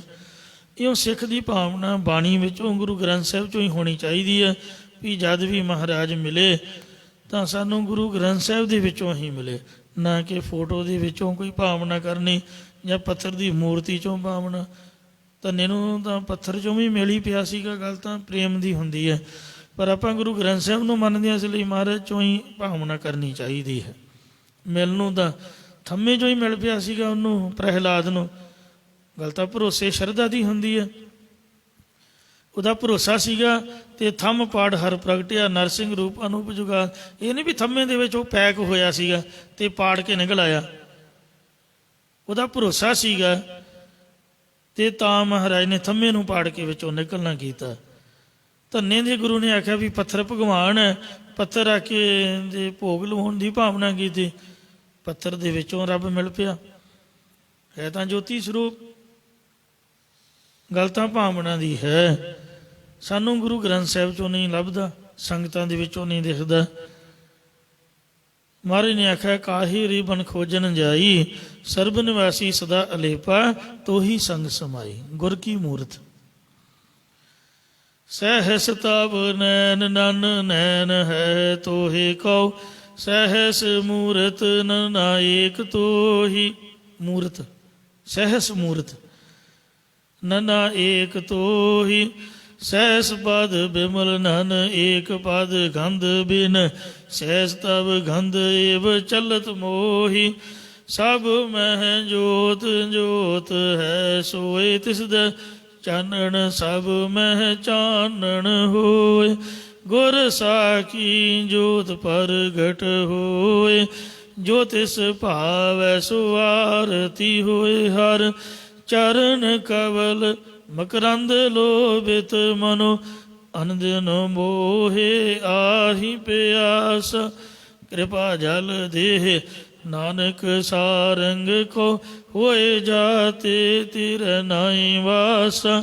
ਕੀਰਤਨ ਸੋਹਿਲੇ ਦਾ ਮੈਂ ਸ਼ਬਦ ਪੜ੍ਹਿਆ, ਆਰਤੀ ਦਾ ਸ਼ਬਦ ਕੁਝ ਫਰਕ ਦੇ ਨਾਲ ਹੈ। ਇਹ ਵਾਹਿਗੁਰੂ ਤੇਰੀਆਂ ਹਜ਼ਾਰ ਹੀ ਮੂਰਤਾਂ ਨੇ। ਆ ਜੋ ਵੀ ਜੀ ਆ ਜੰਤ ਨੇ ਇਹ ਤੇਰਾ ਸਰਗੁਣ ਰੂਪ ਹੀ ਨੇ। ਹਜ਼ਾਰ ਤੇਰੇ ਨੇਤਰ ਨੇ। ਆ ਜਿੰਨੇ ਵੀ ਅੱਖਾਂ ਨਾਲ ਲੋਕ ਵੇਖ ਰਹੇ ਨੇ ਤੂੰ ਹੀ ਵੇਖ ਰਿਹਾ। ਹਜ਼ਾਰ ਹੀ ਤੇਰੇ ਪੈਰ ਨੇ, ਜਿੰਨੇ ਸਾਰਿਆਂ ਦੇ ਪੈਰੋਂ ਤੇਰੇ ਹੀ ਪੈਰ ਨੇ। ਹਜ਼ਾਰਾਂ ਹੀ ਤੇਰੀਆਂ ਨਾਸਕਾਂ ਨੇ। ਆ ਜਿੰਨੇ ਵੀ ਲੋਕਾਂ ਦੀਆਂ ਨਾਸਕਾਂ ਸਭ ਤੇਰੀ ਨਾਸਕਾਂ ਨੇ। ਪਰ ਨਿਰਗੁਣ ਰੂਪ ਦੇ ਵਿੱਚ ਨਾ ਕੋਈ ਤੇਰੀ ਅੱਖ ਹੈ, ਨਾ ਕੋਈ ਤੇਰੀ ਨਾਸਕਾ, ਨਾ ਕੋਈ ਤੇਰਾ ਪੈਰ ਹੈ। ਨਾ ਏਕ ਤੋਂ ਹੀ, ਇੱਕ ਵੀ ਨਹੀਂ। ਇਉਂ ਸਾਰਿਆਂ ਦੇ ਵਿੱਚ ਤੇਰੀ ਹੀ ਜੋਤ ਪ੍ਰਕਾਸ਼ਮਾਨ ਹੈ। ਫਰੀਦਾ ਖਾਲਕ ਖਲਕ ਮੈਂ, ਖਲਕ ਵਸੈ ਰਬ ਮਾਹੇ। ਮੰਦਾ ਕਿਸ ਨੂੰ ਆਖੀਐ, ਜਾਂ ਤਿਸ ਬਿਨ ਕੋਈ ਨਾ ਹੈ। ਮੈਂ ਕੱਲ ਵੀ ਬੇਨਤੀ ਕੀਤੀ ਸੀ ਵੀ ਲੋਕ ਪੱਥਰ ਦੀ ਮੂਰਤੀ ਨੂੰ ਭੋਗ ਲਵਾਉਂਦੇ ਨੇ, ਤਰ੍ਹਾਂ ਤਰ੍ਹਾਂ ਦੇ ਭੋਜਨ ਪਕਵਾਨ ਬਣਾ ਕੇ, ਪਰ ਕਿਸੇ ਗਰੀਬ ਦੇ ਮੂੰਹ 'ਚ ਨਹੀਂ ਪਾਉਂਦੇ। ਜਿਹਨੂੰ ਲੋੜ ਹੈ ਉਹਨੂੰ ਦਿੰਦੇ ਨਹੀਂ। ਪੱਥਰ ਦੀ ਮੂਰਤੀ ਦੇ ਉਹ ਖੀਰ ਤੇ ਕੜਾਹ ਉਹਦੇ ਮੂੰਹ 'ਚ ਪਾਈ ਜਾਣਗੇ। ਸਾਡੇ ਸ਼ੇਖ ਫਤਿਹ ਉਹ ਖੁਰਲੀਆਂ 'ਚ ਖੀਰ ਪਾਈ ਹੋਊਗੀ। ਇਹ ਨਹੀਂ ਵੀ ਕਿਸੇ ਗਰੀਬ ਨੂੰ ਵੰਡ ਦਿਓ, ਬਿਲਕੁਲ ਨਹੀਂ। ਦੇਸੀ ਘਿਓ ਪੀਪਿਆਂ ਦੇ ਪੀਪੇ ਪੰਡਤ ਅੱਗ 'ਚ ਹਵਨ ਕਰ ਦਿਓਗਾ। ਇਹ ਨਹੀਂ ਵੀ ਕਿਸੇ ਦਾ ਭਲਾ ਕਰ ਦਿਓ, ਕਿਸੇ ਦਾ ਸਵਾਰ ਦਿਓ। ਉਹ ਪੈਸਾ ਰੋੜੀ ਜਾਵਾਂਗੇ ਪੱਥਰਾਂ ਦੇ, ਲੋਹੇ ਤੇ ਪਰ ਇਹ ਨਹੀਂ ਵੀ ਕਿਸੇ ਗਰੀਬ ਦੀ ਧੀ ਦਾ ਕੋਈ ਕਾਰਜ ਹੋ ਜਾਏ ਜਾਂ ਕੋਈ ਐਜੂਕੇਸ਼ਨ ਹੋ ਜਾਏ। ਮਤਲਬ ਕਬਰਾਂ ਤੇ, ਮੜੀਆਂ ਤੇ, ਮਸਾਣਾਂ ਤੇ ਜਾ ਕੇ ਮਿੱਠੇ ਚੌਲ ਚੜਾਵਾਂਗੇ, ਬਿਲਕੁਲ ਗਲਤ ਗੱਲ ਹੈ। ਗੁਰੂ ਗੋਬਿੰਦ ਸਿੰਘ ਮਾਨ ਨੇ ਆਖਿਆ ਵੀ ਲੋਕ ਮਰਿਆਂ ਨੂੰ ਪੂਜਦੇ ਨੇ, ਜਿਉਂਦੇ ਬੰਦੇ ਦੀ ਕਦਰ ਨਹੀਂ ਕਰਦੇ। ਕੋ ਬਤਾਨ ਕੋ ਪੂਜਤ ਹੈ ਬਸ, ਕੋ ਮਰਤਾਨ ਕੋ ਪੂਜਨ ਧਾਇਓ। ਕੂਰ ਕਿਰਿਆ ਉਰਜਿਓ ਸਭ ਹੀ ਜਗ, ਸ੍ਰੀ ਭਗਵਾਨ ਕੋ ਭੇਦ ਨਾ ਪਾਇਓ। ਜਿਨ੍ਹਾਂ ਗੁਰੂਆਂ ਨੂੰ, ਜਿਨ੍ਹਾਂ ਭਗਤਾਂ ਨੂੰ ਆਪਾਂ ਮੱਥਾ ਟੇਕਦੇ ਹਾਂ ਤੇ ਗੋਲਕਾਂ ਭਰੀਆਂ ਹੋਈਆਂ ਨੇ, ਜਿਉਂਦੇ ਸਾਧ ਸੰਗਤ ਜੀ ਮਾਫ਼ ਕਰਨਾ, ਉਹ ਅੱਤ ਦੀ ਗਰੀਬੀ ਦੇ ਵਿੱਚ ਰਹੇ। ਭਾਵੇਂ ਉਹਨਾਂ ਦਾ ਸੁਭਾਅ ਸੀਗਾ ਭਗਤੀ ਕਰਦਿਆਂ ਉਹਨਾਂ ਉਹੀ ਪ੍ਰਮਾਣ ਕੀਤਾ, ਗਰੀਬੀ 'ਚ ਹੀ ਨਾਮ ਜਪਿਆ ਜਾਂਦਾ। ਹੁਣ ਗੋਲਕਾਂ ਦਾ ਕੀ ਫਾਇਦਾ, ਮੱਥੇ ਟੇਕਣ ਦਾ ਕੀ ਫਾਇਦਾ? ਜਿਉਂਦੇ ਕਬੀਰ ਨੂੰ ਤਾਂ ਗੰਗਾ 'ਚ ਸੁੱਟਤਾ, ਨਾਮਦੇਵ ਨੂੰ ਹਾਥੀ ਅੱਗੇ ਸੁੱਟਿਆ, ਕਬੀਰ ਜੀ ਨੂੰ ਵੀ, ਪ੍ਰਹਿਲਾਦ ਨੂੰ ਅੱਗ 'ਚ ਪਠਾਤਾ, ਗੁਰੂ ਨਾਨਕ ਸਾਹਿਬ ਨੂੰ ਲੋਕਾਂ ਪੱਥਰ ਮਾਰੇ, ਉਹ ਕੀਤਾ ਸਤਿਕਾਰ, 20 ਰੁਪਈਆਂ ਬਦਲੇ ਤੇ ਸਰੀਰ ਨੂੰ ਕਸ਼ਟ ਦਿੱਤਾ। ਗੁਰੂ ਗੋਬਿੰਦ ਸਿੰਘ ਨੂੰ ਆਨੰਦਪੁਰ ਟਿਕਣ ਨਹੀਂ ਦਿੱਤਾ। ਹੁਣ ਜਿੰਨਾ ਮਰਜ਼ੀ ਵਾਈਟ ਬਣਾਈ ਜਾਈਏ। ਜਿਉਂ ਮਹਾਰਾਜ ਨੂੰ ਭਜਾਇਆ ਹਜੂਰ ਸਾਹਿਬ ਜਾ ਕੇ ਸਾਹ ਆਇਆ, ਉੱਥੇ ਵੀ ਕਟਾਰ ਮਾਰ ਕੇ, ਤੇ ਗੁਰੂ ਜੀ ਦਾ ਇਹ ਮੰਨ ਲਓ ਬਹਾਨਾ ਬਣਿਆ। ਕੋਈ ਕੀਤਾ ਸਤਿਕਾਰ, ਮੈਨੂੰ ਮਾਫ਼ ਕਰਨਾ। ਪੱਥਰ ਦੀਆਂ ਮੂਰਤੀਆਂ ਨੂੰ ਹਾਰ ਚੜਾਉਂਦੇ ਹਾਂ ਆਪਾਂ, ਸੋਨੇ ਦੀਆਂ ਬਣਾ ਭੋਗ ਲਵਾਉਂਦੇ ਹਾਂ। ਤੋ ਪਰ ਜਿਉਂਦੇ ਸੰਤ ਭਗਤ ਉਹਨਾਂ ਦੀ ਕੋਈ ਪੂਜਾ, ਕੋਈ ਸਤਿਕਾਰ ਨਹੀਂ। ਵੇਖੋ ਮੋਤੀ ਰਾਮ ਮਹਿਰੇ ਨੂੰ 2 ਘੁੱਟ ਦੁੱਧ ਪਿਉਣ ਬਦਲੇ ਕੋਲੂ ਦੇ ਵਿੱਚ ਪੀੜ ਸੁੱਟਿਆ। ਸਤਿਗੁਰੂ ਰਹਿਮਤ ਕਰਨ। ਮਸੀਤ ਦੇ ਵਿੱਚ ਉੱਚੀ ਉੱਚੀ ਆਪਾਂ ਟਾਰਾਂ ਮਾਰਦੇ ਹਾਂ। ਕਬੀਰ ਨੇ ਇਸੇ ਗੱਲ ਨੂੰ ਹੀ ਆਖਿਆ, ਕਬੀਰ ਮੁੱਲਾ ਮਨਾਰੀ ਕਿਆ ਚੜ੍ਹੈ, ਸਾਈਂ ਨਾ ਬਹਿਰਾ ਹੋਏ। ਜਾਂ ਕਾਰਨ ਤੂੰ ਬਾਂਗ ਦੇ ਦਿਲ ਹੀ ਪੀਤਰ ਜੋਏ। ਗਾਂ ਦੇ ਗੋਹੇ ਨੂੰ ਲਿਪ ਕੇ ਤੇ ਆਖਾਂਗੇ ਵੀ ਸੁੱਚਾ ਹੋ ਗਿਆ, ਤੇ ਗਾਂ ਨੂੰ ਟੈਕਸ ਲਾਇਆ ਹੋਇਆ। ਗਊ ਬ੍ਰਾਹਮਣ ਕਉ ਕਰ ਲਾਵੋ, ਗੋਬਰ ਤਰਨਾ ਜਾਈ। ਮੇਰਾ ਗੋਹੇ ਨਾਲ ਹੀ ਥੋੜ੍ਹਾ ਤਾਰਨਾ ਹੈ। ਗਾਂ ਦਾ ਉਹਦਾ ਤੂੰ ਟੈਕਸ ਮੰਗ ਰਿਹਾ। ਉਹ ਗਰੀਬ ਵਿਚਾਰਾ ਮਸਾਂ ਪਤਾ ਨਹੀਂ ਕਿੱਥੋਂ ਗਾਂ ਲੈ ਕੇ ਆਇਆ, ਉਹ ਕਿੱਥੋਂ ਟੈਕਸ ਦੇਊਗਾ ਪੁਲ ਦੇ ਉੱਪਰ ਲੰਘਣ ਵਾਸਤੇ। ਤੋ ਇਸ ਲਈ ਗੱਲ ਸਮਝਣ ਦੀ ਲੋੜ ਹੈ। ਰੱਬ ਇਹ ਨਹੀਂ ਕੋਈ ਮੂਰਤੀ ਹੈ ਜਾਂ ਕਿਤੇ ਕੁਟੀਆ ਬਣਾ ਕੇ ਬੈਠਾ ਹੋਇਆ, ਜਾਂ ਉਹਨੂੰ ਭੁੱਖ ਲੱਗੀ ਹੈ ਤੇ ਸਾਥੋਂ ਬਗੈਰ ਉਹ ਭੁੱਖਾ ਹੀ ਰਹੂਗਾ ਜੇ ਉਹਨੂੰ ਰੋਟੀ ਦਾ ਭੋਗ ਨਾ ਲਵਾਇਆ। ਤੋ ਇੰਝ ਜੇ ਰੁਮਾਲੇ ਨਾ ਪਾਏ, ਕੱਪੜੇ ਨਾ ਦਿੱਤੇ, ਤੇ ਸ਼ਾਇਦ ਉਹਨੂੰ ਠੰਡ ਲੱਗਦੀ ਰਹੂਗੀ। ਸੋ ਮਹਾਰਾਜ ਦੀ ਜਿਹੜੀ ਮੂਰਤੀ ਹੈ, ਇੱਕ ਤਾਂ ਗੁਰੂ ਦਾ ਸ਼ਬਦ ਹੈ ਤੇ ਦੂਜਾ ਜਿਹੜਾ ਭਗਵਾਨ ਹੈ। ਕਹਿੰਦੇ ਪੋਹਪ ਮਦ ਜਿਉਂ ਬਾਸ ਬਸਤ ਹੈ, ਮੁਕਰ ਮਾਹੀ ਜੈਸੇ ਸ਼ਾਈ, ਤੈਸੇ ਹੀ ਹਰ ਬਸੇ ਨਿਰੰਤਰ, ਘਾਟੇ ਹੀ ਖੋਜੋ ਭਾਈ। ਉਹ ਸੰਗਤ ਦੇ ਹਿਰਦਿਆਂ 'ਚ ਵੱਸਦਾ ਹੈ। ਜਿਹਨੇ ਰੱਬ ਦੀ ਖੁਸ਼ੀ ਲੈਣੀ ਹੈ ਉਹ ਦੁਨੀਆ ਦੀ ਸੇਵਾ ਕਰੇ, ਤੇ ਦੁਨੀਆ ਦੀ ਸੇਵਾ ਕਰਨ ਤੋਂ ਹੀ ਰੱਬ ਦੀ ਖੁਸ਼ੀ ਹੈ। ਵਿੱਚ ਦੁਨੀਆ ਸੇਵ ਕਮਾਈ ਹੈ, ਰੱਬ ਦੀ ਸੇਵਾ, ਦੁਨੀਆ ਦੀ ਸੇਵਾ। ਦੁਨੀਆ 'ਚ ਰਹਿ ਕੇ ਸੇਵਾ ਕਮਾਵਾਂਗੇ ਤਾਂ ਦਰਗਾਹ ਬੈਸਣ ਪਾਈ ਹੈ, ਤਾਂ ਦਰਗਾਹ 'ਚ ਬੈਠਣਾ ਮਿਲੂਗਾ। ਨਹੀਂ ਤਾਂ ਮਹਾਰਾਜ ਭਜਾ ਦਿਓ ਵੀ ਜਾਓ, ਭਾਜੋ ਭਾਈ।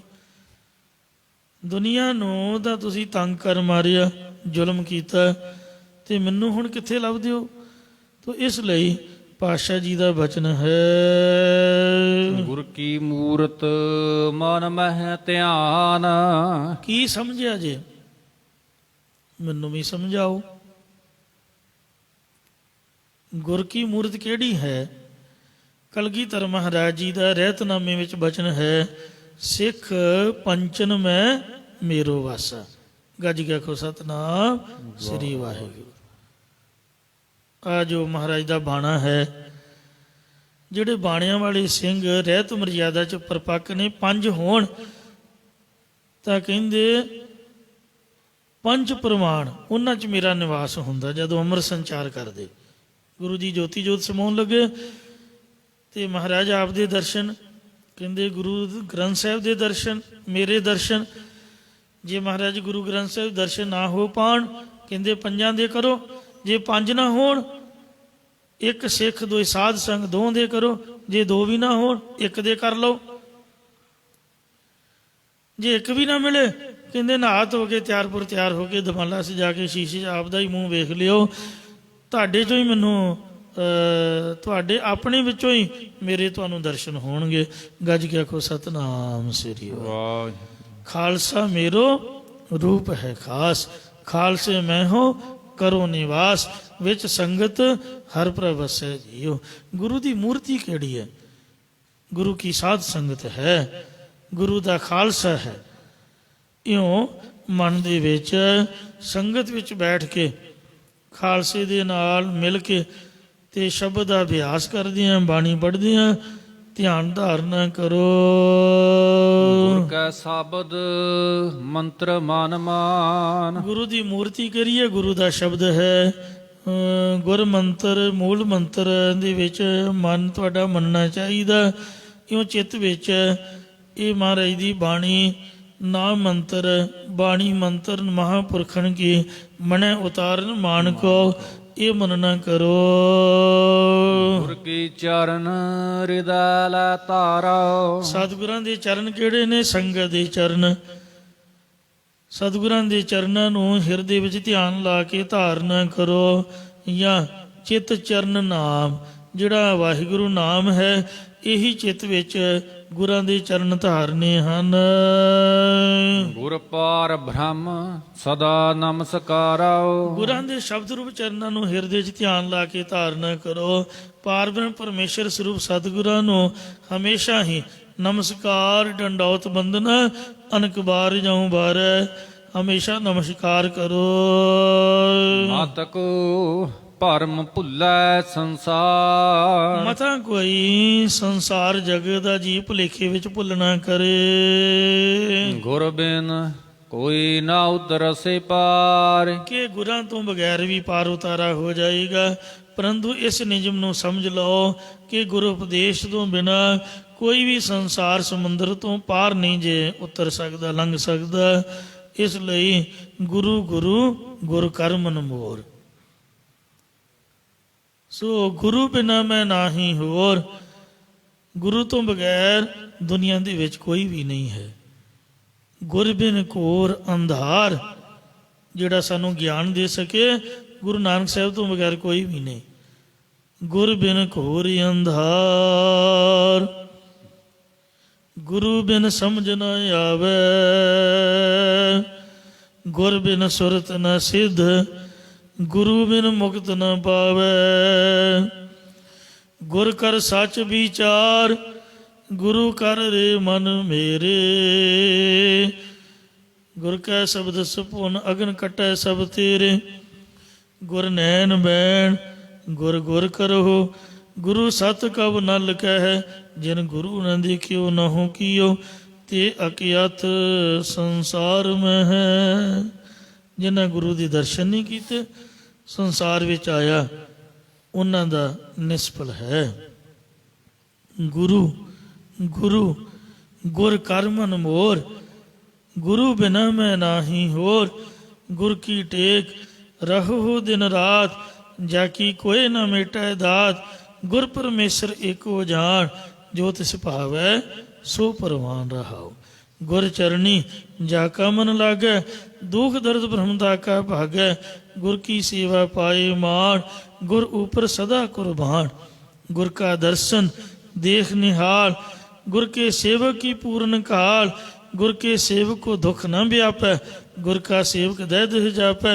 गुर की महिमा कथ न जाए, पार ब्रह्म गुर रह्या समाए। कहो नानक जाके पूरे भाग, गुर चरनी तांका मन लाग। ਮਤਾਂ ਕੋਈ ਭਰਮ ਦੇ ਵਿੱਚ ਭੁਲੇਖੇ ਵਿੱਚ ਪੈ ਜਾਏ।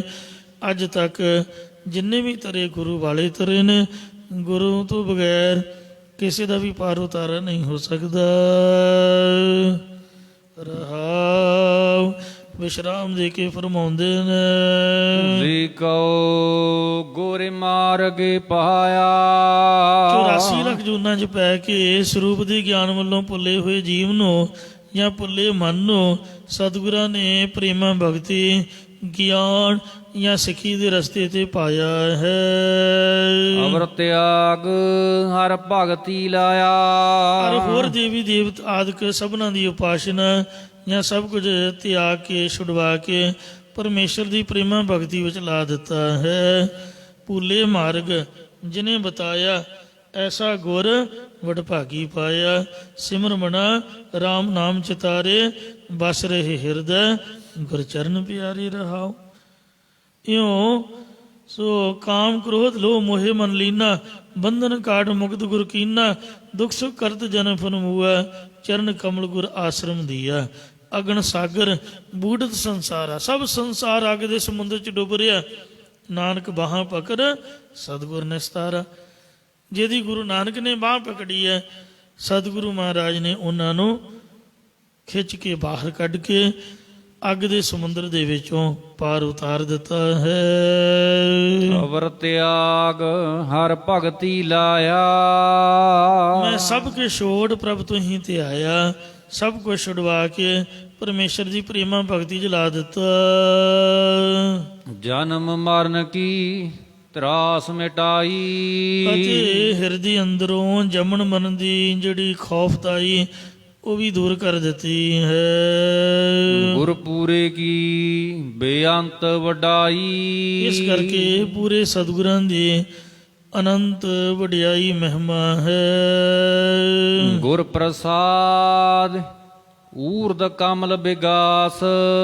ਜਿਵੇਂ ਜੋਗੀ ਲੋਕ ਪ੍ਰਾਣਾਯਾਮ ਕਰਕੇ ਹਿਰਦੇ ਦੀ ਪੌਣ, ਪ੍ਰਾਣ ਦੇ ਮੂਲ ਦੁਆਰੇ ਦੀ ਪੌਣ ਅਪਾਨ ਨੂੰ ਰੋਕ ਕੇ ਚਲਾਉਂਦੇ ਨੇ, ਜਿਸ ਕਰਕੇ ਭੁਜੰਗਮਾ ਨਾੜੀ ਦੀ ਸਾਰੀ ਮਿੱਝ ਪਿਘਲ ਜਾਂਦੀ ਹੈ।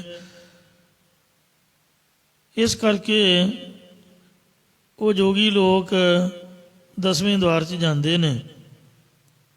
ਭੁਜੰਗਮਾ ਨਾਮ ਸੱਪ ਦਾ ਸਾਡੀ ਰੀੜ੍ਹ ਦੀ ਹੱਡੀ ਨੂੰ ਇੱਕ ਨਾੜੀ ਨੇ ਬਲੇਟਾ ਮਾਰਿਆ, ਉਹਦਾ ਨਾਮ ਹੈ ਭੁਜੰਗਮਾ ਨਾੜੀ, ਜੋ ਗੁਦਾ ਤੋਂ ਚੱਲਦੀ ਹੈ ਅਤੇ ਉੱਪਰ ਤੱਕ ਜਾਂਦੀ ਹੈ 10ਵੇਂ ਦੁਆਰ ਤੱਕ।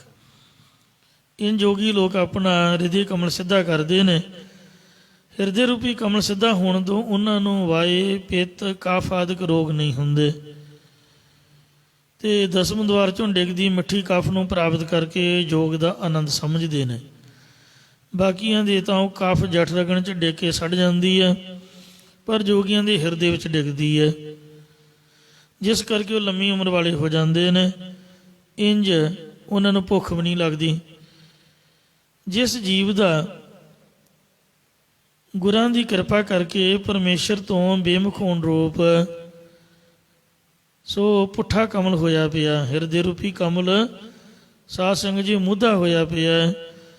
ਸਾਰਿਆਂ ਦਾ ਮੂਧਾ ਹੀ ਹੁੰਦਾ ਹੈ, ਪਰ ਜਿਹਦੇ 'ਤੇ ਗੁਰੂ ਦੀ ਕਿਰਪਾ ਹੋ ਜਾਏ, ਮਹਾਰਾਜ ਦੇ ਸਨਮੁਖ ਹੋਣ ਰੂਪ ਉਹਦਾ ਖਿੜ ਜਾਂਦਾ ਊਰਧ ਕਮਲ ਵਿਗਾਸ। ਉਹਦੀਆਂ ਕਰੁਣਾ, ਮਦਤਾ, ਮੈਤਰੀ, ਅਪੇਖਿਆ ਰੂਪ ਪੰਖੜੀਆਂ ਖਿੜ ਆਉਂਦੀਆਂ ਅਤੇ ਉਹਦੀ ਵਾਸ਼ਨਾ ਰੂਪ ਵਾਏ ਅਤੇ ਪਾਪਾਂ ਰੂਪ ਪਿੱਤ, ਕਾਮ ਰੂਪੀ ਕਾਫ ਆਦਿਕ ਰੋਗ ਵੀ ਨਾਸ਼ ਹੋ ਜਾਂਦੇ ਅਤੇ ਪ੍ਰਭੂ ਦੀ ਪ੍ਰਾਪਤੀ ਵਾਲੀ ਆਨੰਦ ਰੂਪ ਮਹਿਕ ਵੀ ਨਿਕਲ ਆਉਂਦੀ ਹੈ। ਫਿਰ ਜੀਵਨ ਮੁਕਤੀ ਨੂੰ ਪ੍ਰਾਪਤ ਕਰਕੇ ਅਬਨਾਸੀ ਪਦ ਦੇ ਵਿੱਚ ਅਭੇਦ ਹੋਣ ਰੂਪ ਲੰਬੀ ਉਮਰ ਵਾਲਾ ਹੋ ਜਾਂਦਾ ਹੈ। ਅੰਧਕਾਰ ਮਹਿ ਭਇਆ ਪ੍ਰਗਾਸ, ਉਹਨੂੰ ਅਗਿਆਨ ਰੂਪ ਹਨੇਰੇ ਵਿੱਚ ਗਿਆਨ ਦਾ ਪ੍ਰਕਾਸ਼ ਹੋ ਗਿਆ ਹੈ, ਚਾਨਣ ਹੋ ਗਿਆ। ਇੱਕ ਵਾਰ ਸੰਤ ਗਿਆਨੀ ਗੁਰਬਚਨ ਸਿੰਘ ਜੀ ਖਾਲਸਾ ਪਿੰਡਾਂ ਵਾਲੇ ਵੱਡੇ ਮਹਾਂਪੁਰਖਾਂ ਕੋਲ ਆ ਕੇ ਕਹਿਣ ਲੱਗੇ ਕਿ ਜੀ ਮੈਨੂੰ ਬਾਣੀ ਜਗਦੀ ਦਿਖਦੀ ਹੈ, ਬਾਣੀ ਦਾ ਪ੍ਰਕਾਸ਼ ਹੁੰਦਾ ਹੈ, ਅਤੇ ਮੈਂ ਬਿਨਾਂ ਲਾਈਟ ਤੋਂ ਹਨੇਰੇ ਵਿੱਚ ਵੀ ਸ੍ਰੀ ਗੁਰੂ ਗ੍ਰੰਥ ਸਾਹਿਬ ਜੀ ਦਾ ਪਾਠ ਕਰ ਸਕਦਾ ਹਾਂ। ਸੰਤ ਬੜੇ ਖੁਸ਼ ਹੋਏ, ਕਹਿੰਦੇ ਫਿਰ ਰਾਤ ਨੂੰ ਆ ਕੇ ਮੈਨੂੰ ਪਾਠ ਸੁਣਾਈ। ਤਾਂ ਬਿਨਾਂ ਕਿਸੇ ਦੀਵੇ ਬੱਤੀ ਤੋਂ ਰਾਤ ਦੇ ਹਨੇਰੇ 'ਚ ਸੰਤ ਜਰਨੈਲ ਸਿੰਘ ਹੋਣਾ ਨੇ ਸੈਂਚੀਆਂ ਤੋਂ ਮਹਾਂਪੁਰਖਾਂ ਦੇ ਆਸਣ ਦੇ ਉਹਨਾਂ ਨੂੰ ਪਾਠ ਕਰਕੇ ਸੁਣਾਇਆ ਹਨੇਰੇ ਵਿੱਚ। ਕਹਿੰਦੇ ਵੀ ਇਹ ਬਚਨ ਦਸੀਦਾ ਨਹੀਂ, ਸਾਂਭ ਕੇ ਰੱਖਣਾ ਬਣਦਾ ਹੈ। ਤੋ ਇਸੇ ਪ੍ਰਕਾਰ ਸੰਤ ਸੁੰਦਰ ਸਿੰਘ ਸਾਹਿਬ ਜੀ ਦੇ ਵੇਲੇ ਵੀ ਸੰਤ ਗੁਰਬਚਨ ਸਿੰਘ ਸਾਹਿਬ ਜੀ ਦੀ ਸਾਖੀ ਹੈ, ਖਾਲਸਾ ਜੀਵਨ 'ਚ ਲਿਖੀ ਹੋਈ ਹੈ। ਬੋਲੀ ਸਾਹਿਬ ਵਾਲੇ ਅਸਥਾਨ ਦੇ ਭਿੰਡਰੀ ਉਹ ਤਪ ਕਰ ਰਹੇ ਸੀ।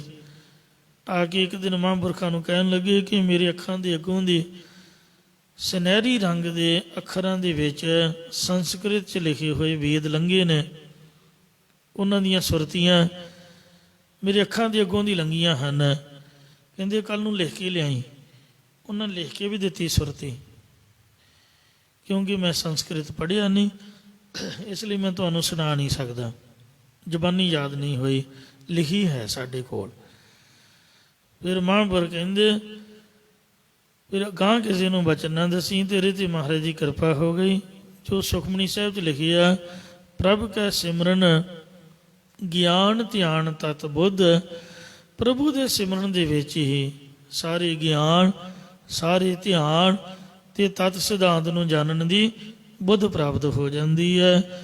ਇਸ ਲਈ ਉਲਟੇ ਸਿੱਧੇ ਹੋ ਕੇ ਵੀ ਕੋਈ ਆਸਣ ਉਸਣ ਲਾਉਣ ਦੀ ਲੋੜ ਨਹੀਂ ਹੈ। ਬਸ ਜਿਵੇਂ ਵੀ ਹੋਵੇ ਉਸ ਤਰ੍ਹਾਂ ਵਾਹਿਗੁਰੂ ਕਹੀ ਜਾਵੇ, ਵਾਹਿਗੁਰੂ ਮੂੰਹੋਂ ਨਿਕਲਣਾ ਚਾਹੀਦਾ, ਸੁਣਨਾ ਚਾਹੀਦਾ, ਕਰੇ ਜਿਸ ਤਰ੍ਹਾਂ ਮਰਜ਼ੀ।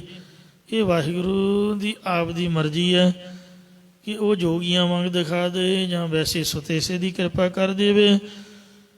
ਜੋਗੀ ਲੋਕ ਤਾਂ ਬੜਾ ਯਤਨ ਕਰਦੇ ਨੇ, ਪਰ ਗੁਰੂ ਦੇ ਸਿੱਖ ਨੂੰ ਗੁਰੂ ਦੀ ਕਿਰਪਾ ਦੇ ਨਾਲ ਅਨਭੋਲ ਹੀ ਗਿਆਨ ਦਾ ਪ੍ਰਕਾਸ਼ ਹੋ ਜਾਂਦਾ।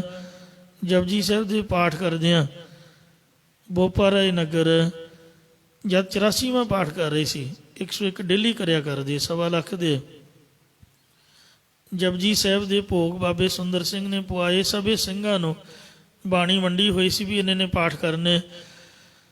ਸੰਤਾਂ ਨੂੰ ਗੁਰਬਚਨ ਸਿੰਘ ਉਹਨਾਂ ਨੂੰ ਪੁੱਛਿਆ ਵੀ ਤੁਸੀਂ ਕਿੰਨੇ ਕਰੋਗੇ? ਕਹਿੰਦੇ ਵੀ ਜਿੰਨੇ ਮਰਜ਼ੀ ਲਾ ਦਿਓ। ਕਹਿੰਦੇ ਫਿਰ ਵੀ ਦੱਸੋ? ਕਹਿੰਦੇ ਜਿੰਨੇ ਬਾਬਾ ਜੀ ਦੀਪ ਸਿੰਘ ਸਾਹਿਬ ਜੀ ਕਰਦੇ ਹੁੰਦੇ। ਕਹਿੰਦੇ ਉਹ ਤਾਂ 101 ਕਰਦੇ। ਕਹਿੰਦੇ ਫਿਰ ਇੰਨੇ ਬਖਸ਼ ਦਿਓ, ਡੇਲੀ ਕਰਦੇ। ਸੋ ਜਪਜੀ ਸਾਹਿਬ ਦੇ ਪਾਠ ਪੜ੍ਹਨ ਸੁਣਨ ਤੋਂ ਬ੍ਰਹਮ ਗਿਆਨ ਦੀ ਪ੍ਰਾਪਤੀ ਹੁੰਦੀ ਹੈ। ਇਹ ਪੰਜਾਂ ਪਿਆਰਿਆਂ ਨੇ ਅੰਮ੍ਰਿਤ ਛਕਾਉਣ ਵਕਤ ਬਚਨ ਦੱਸਿਆ। ਇੱਕ ਦਿਨ ਜਦ 84ਵਾਂ ਪਾਠ ਚੱਲ ਰਿਹਾ ਸੀ, ਉਹਦੇ 'ਚ ਪੰਕਤੀ ਪੜ੍ਹਦੇ ਸੀ, ਅਮੁੱਲ ਗੁਣ ਅਮੁੱਲ ਵਪਾਰ ਅਮੁੱਲ ਵਪਾਰੀਏ ਅਮੁੱਲ ਭੰਡਾਰ। ਇਹ ਪੰਕਤੀ ਪੜ੍ਹਦਿਆਂ ਇੰਨੀ ਜ਼ਬਰਦਸਤ ਆਵਾਜ਼ ਆਈ ਵੀ ਜਿਸ ਤਰ੍ਹਾਂ ਬੰਬ ਫਟਿਆ ਹੋਵੇ। ਇੱਕਦਮ ਘਬਰਾ ਗਏ, ਉੱਠ ਕੇ ਭੱਜ ਤੁਰੇ। ਸੱਜੇ ਖੱਬੇ ਵੇਖਿਆ ਕੀ ਹੋਇਆ, ਲੱਭੇ ਕੁਛ ਵੀ ਨਾ। ਆਵਾਜ਼ ਬਹੁਤ ਜ਼ਿਆਦੀ ਕੰਨ ਪਾੜਵੀਂ ਆਵਾਜ਼ ਆਈ। ਭੱਜੇ ਭੱਜੇ ਮਹਾਂਪੁਰਖਾਂ ਕੋਲ ਆਏ। ਕਹਿੰਦੇ ਪਤਾ ਨਹੀਂ ਕੀ ਹੋਇਆ ਜੀ, ਪਾਠ ਕਰਦਿਆਂ ਹੋਇਆ। ਕਹਿੰਦੇ ਕੋਈ ਨਹੀਂ, ਤੂੰ ਪਾਠ ਪੜ੍ਹੀ ਜਾ, ਗੁਰੂ ਮਹਾਰਾਜ ਨੇ ਤੇਰੇ 'ਤੇ ਕਿਰਪਾ ਕਰ ਦਿੱਤੀ ਹੈ। ਵਿੱਚ ਪੜਦਾ ਦੂਰ ਪਈ ਆਸ, ਵਿੱਚ ਹਉਮੈ ਭੀਤ ਕਰਾਰੀ। ਕਿ ਕੂੜਾ ਟੁੱਟੈ ਪਾਲ, ਕੂੜ ਦੀ ਕੰਧ ਕਹਿ ਲਓ, ਹਉਮੈ ਦਾ ਪਰਦਾ ਕਹਿ ਲਓ। ਭੰਬੀਰੀ ਕੇ ਪਾਤ ਪਰਦੋ ਹੈ, ਭੰਬੀਰੀ ਦੇ ਖੰਭ ਤੋਂ ਵੀ ਬਰੀਕ, ਪਰ ਦਿਖਦਾ ਨਹੀਂ। ਜੇ ਦਿਖਦਾ ਹੋਵੇ ਤਾਂ ਆਪਾਂ PGI ਡਾਕਟਰਾਂ ਨਾਲ ਗੱਲ ਕਰਕੇ ਕਹੀਏ ਵੀ ਸਾਡਾ ਪਰਦਾ ਪਾੜ ਦਿਓ ਜੀ, ਸੂਈ ਮਾਰ ਕੇ ਸਾਨੂੰ ਬ੍ਰਹਮ ਗਿਆਨ ਕਰਾ ਦਿਓ। ਇੱਕ ਪਾਸੇ ਵਾਹਿਗੁਰੂ ਦੀ ਜੋਤ, ਦੂਜੇ ਪਾਸੇ ਜੀਵ ਹੈ। ਉਹਨੂੰ ਅਗਿਆਨ ਕਹਿ ਲਓ ਜਾਂ ਤਖਤੇ ਕਹਿ ਲਓ, ਆਸਾਂ ਦੇਸਾ ਦੋਏ ਪਟ ਚੜੇ, ਇੱਕੋ ਹੀ ਚੀਜ਼ ਦੇ ਕਈ ਨਾਮ ਨੇ। ਆਪਰੇਸ਼ਨ ਕਰਕੇ ਤਾਂ ਫਿਰ ਸਾਰੇ ਹੀ ਬ੍ਰਹਮ ਗਿਆਨੀ ਬਣ ਜਾਣ, ਪਰ ਇਹ ਗੁਰੂ ਦੀ ਕਿਰਪਾ ਦੇ ਨਾਲ ਪੜਦਾ ਪਾੜਦਾ। ਤੋ ਜਿਸ ਦਾ ਪਾੜ ਜਾਏ, ਜਿਸ ਦੀ ਕੂੜ ਦੀ ਕੰਧ ਟੁੱਟ ਜਾਏ ਤੇ ਜਿਹਦੇ ਤਖਤੇ ਖੁੱਲ੍ਹ ਜਾਣ, ਉਹਨੂੰ ਗਿਆਨ ਦਾ ਚਾਨਣ ਹੁੰਦਾ। ਕਈ ਬਾਣੀ ਦੀ ਵਿਰੋਧਤਾ ਕਰਦੇ ਨੇ। ਵਿਰੋਧਤਾ ਦਾ ਮਤਲਬ ਇਹ ਹੈ ਵੀ ਪੜ੍ਹਦੇ ਬਾਣੀ ਹੋਈ ਨੇ, ਕੀਰਤਨ ਵੀ ਕਰਦੇ, ਕਹਿੰਦੇ ਵੀ ਜਦੋਂ ਜਾਪ ਕਰਨਾ ਵਾਹਿਗੁਰੂ ਵਾਹਿਗੁਰੂ ਦਾ ਕਰੋ।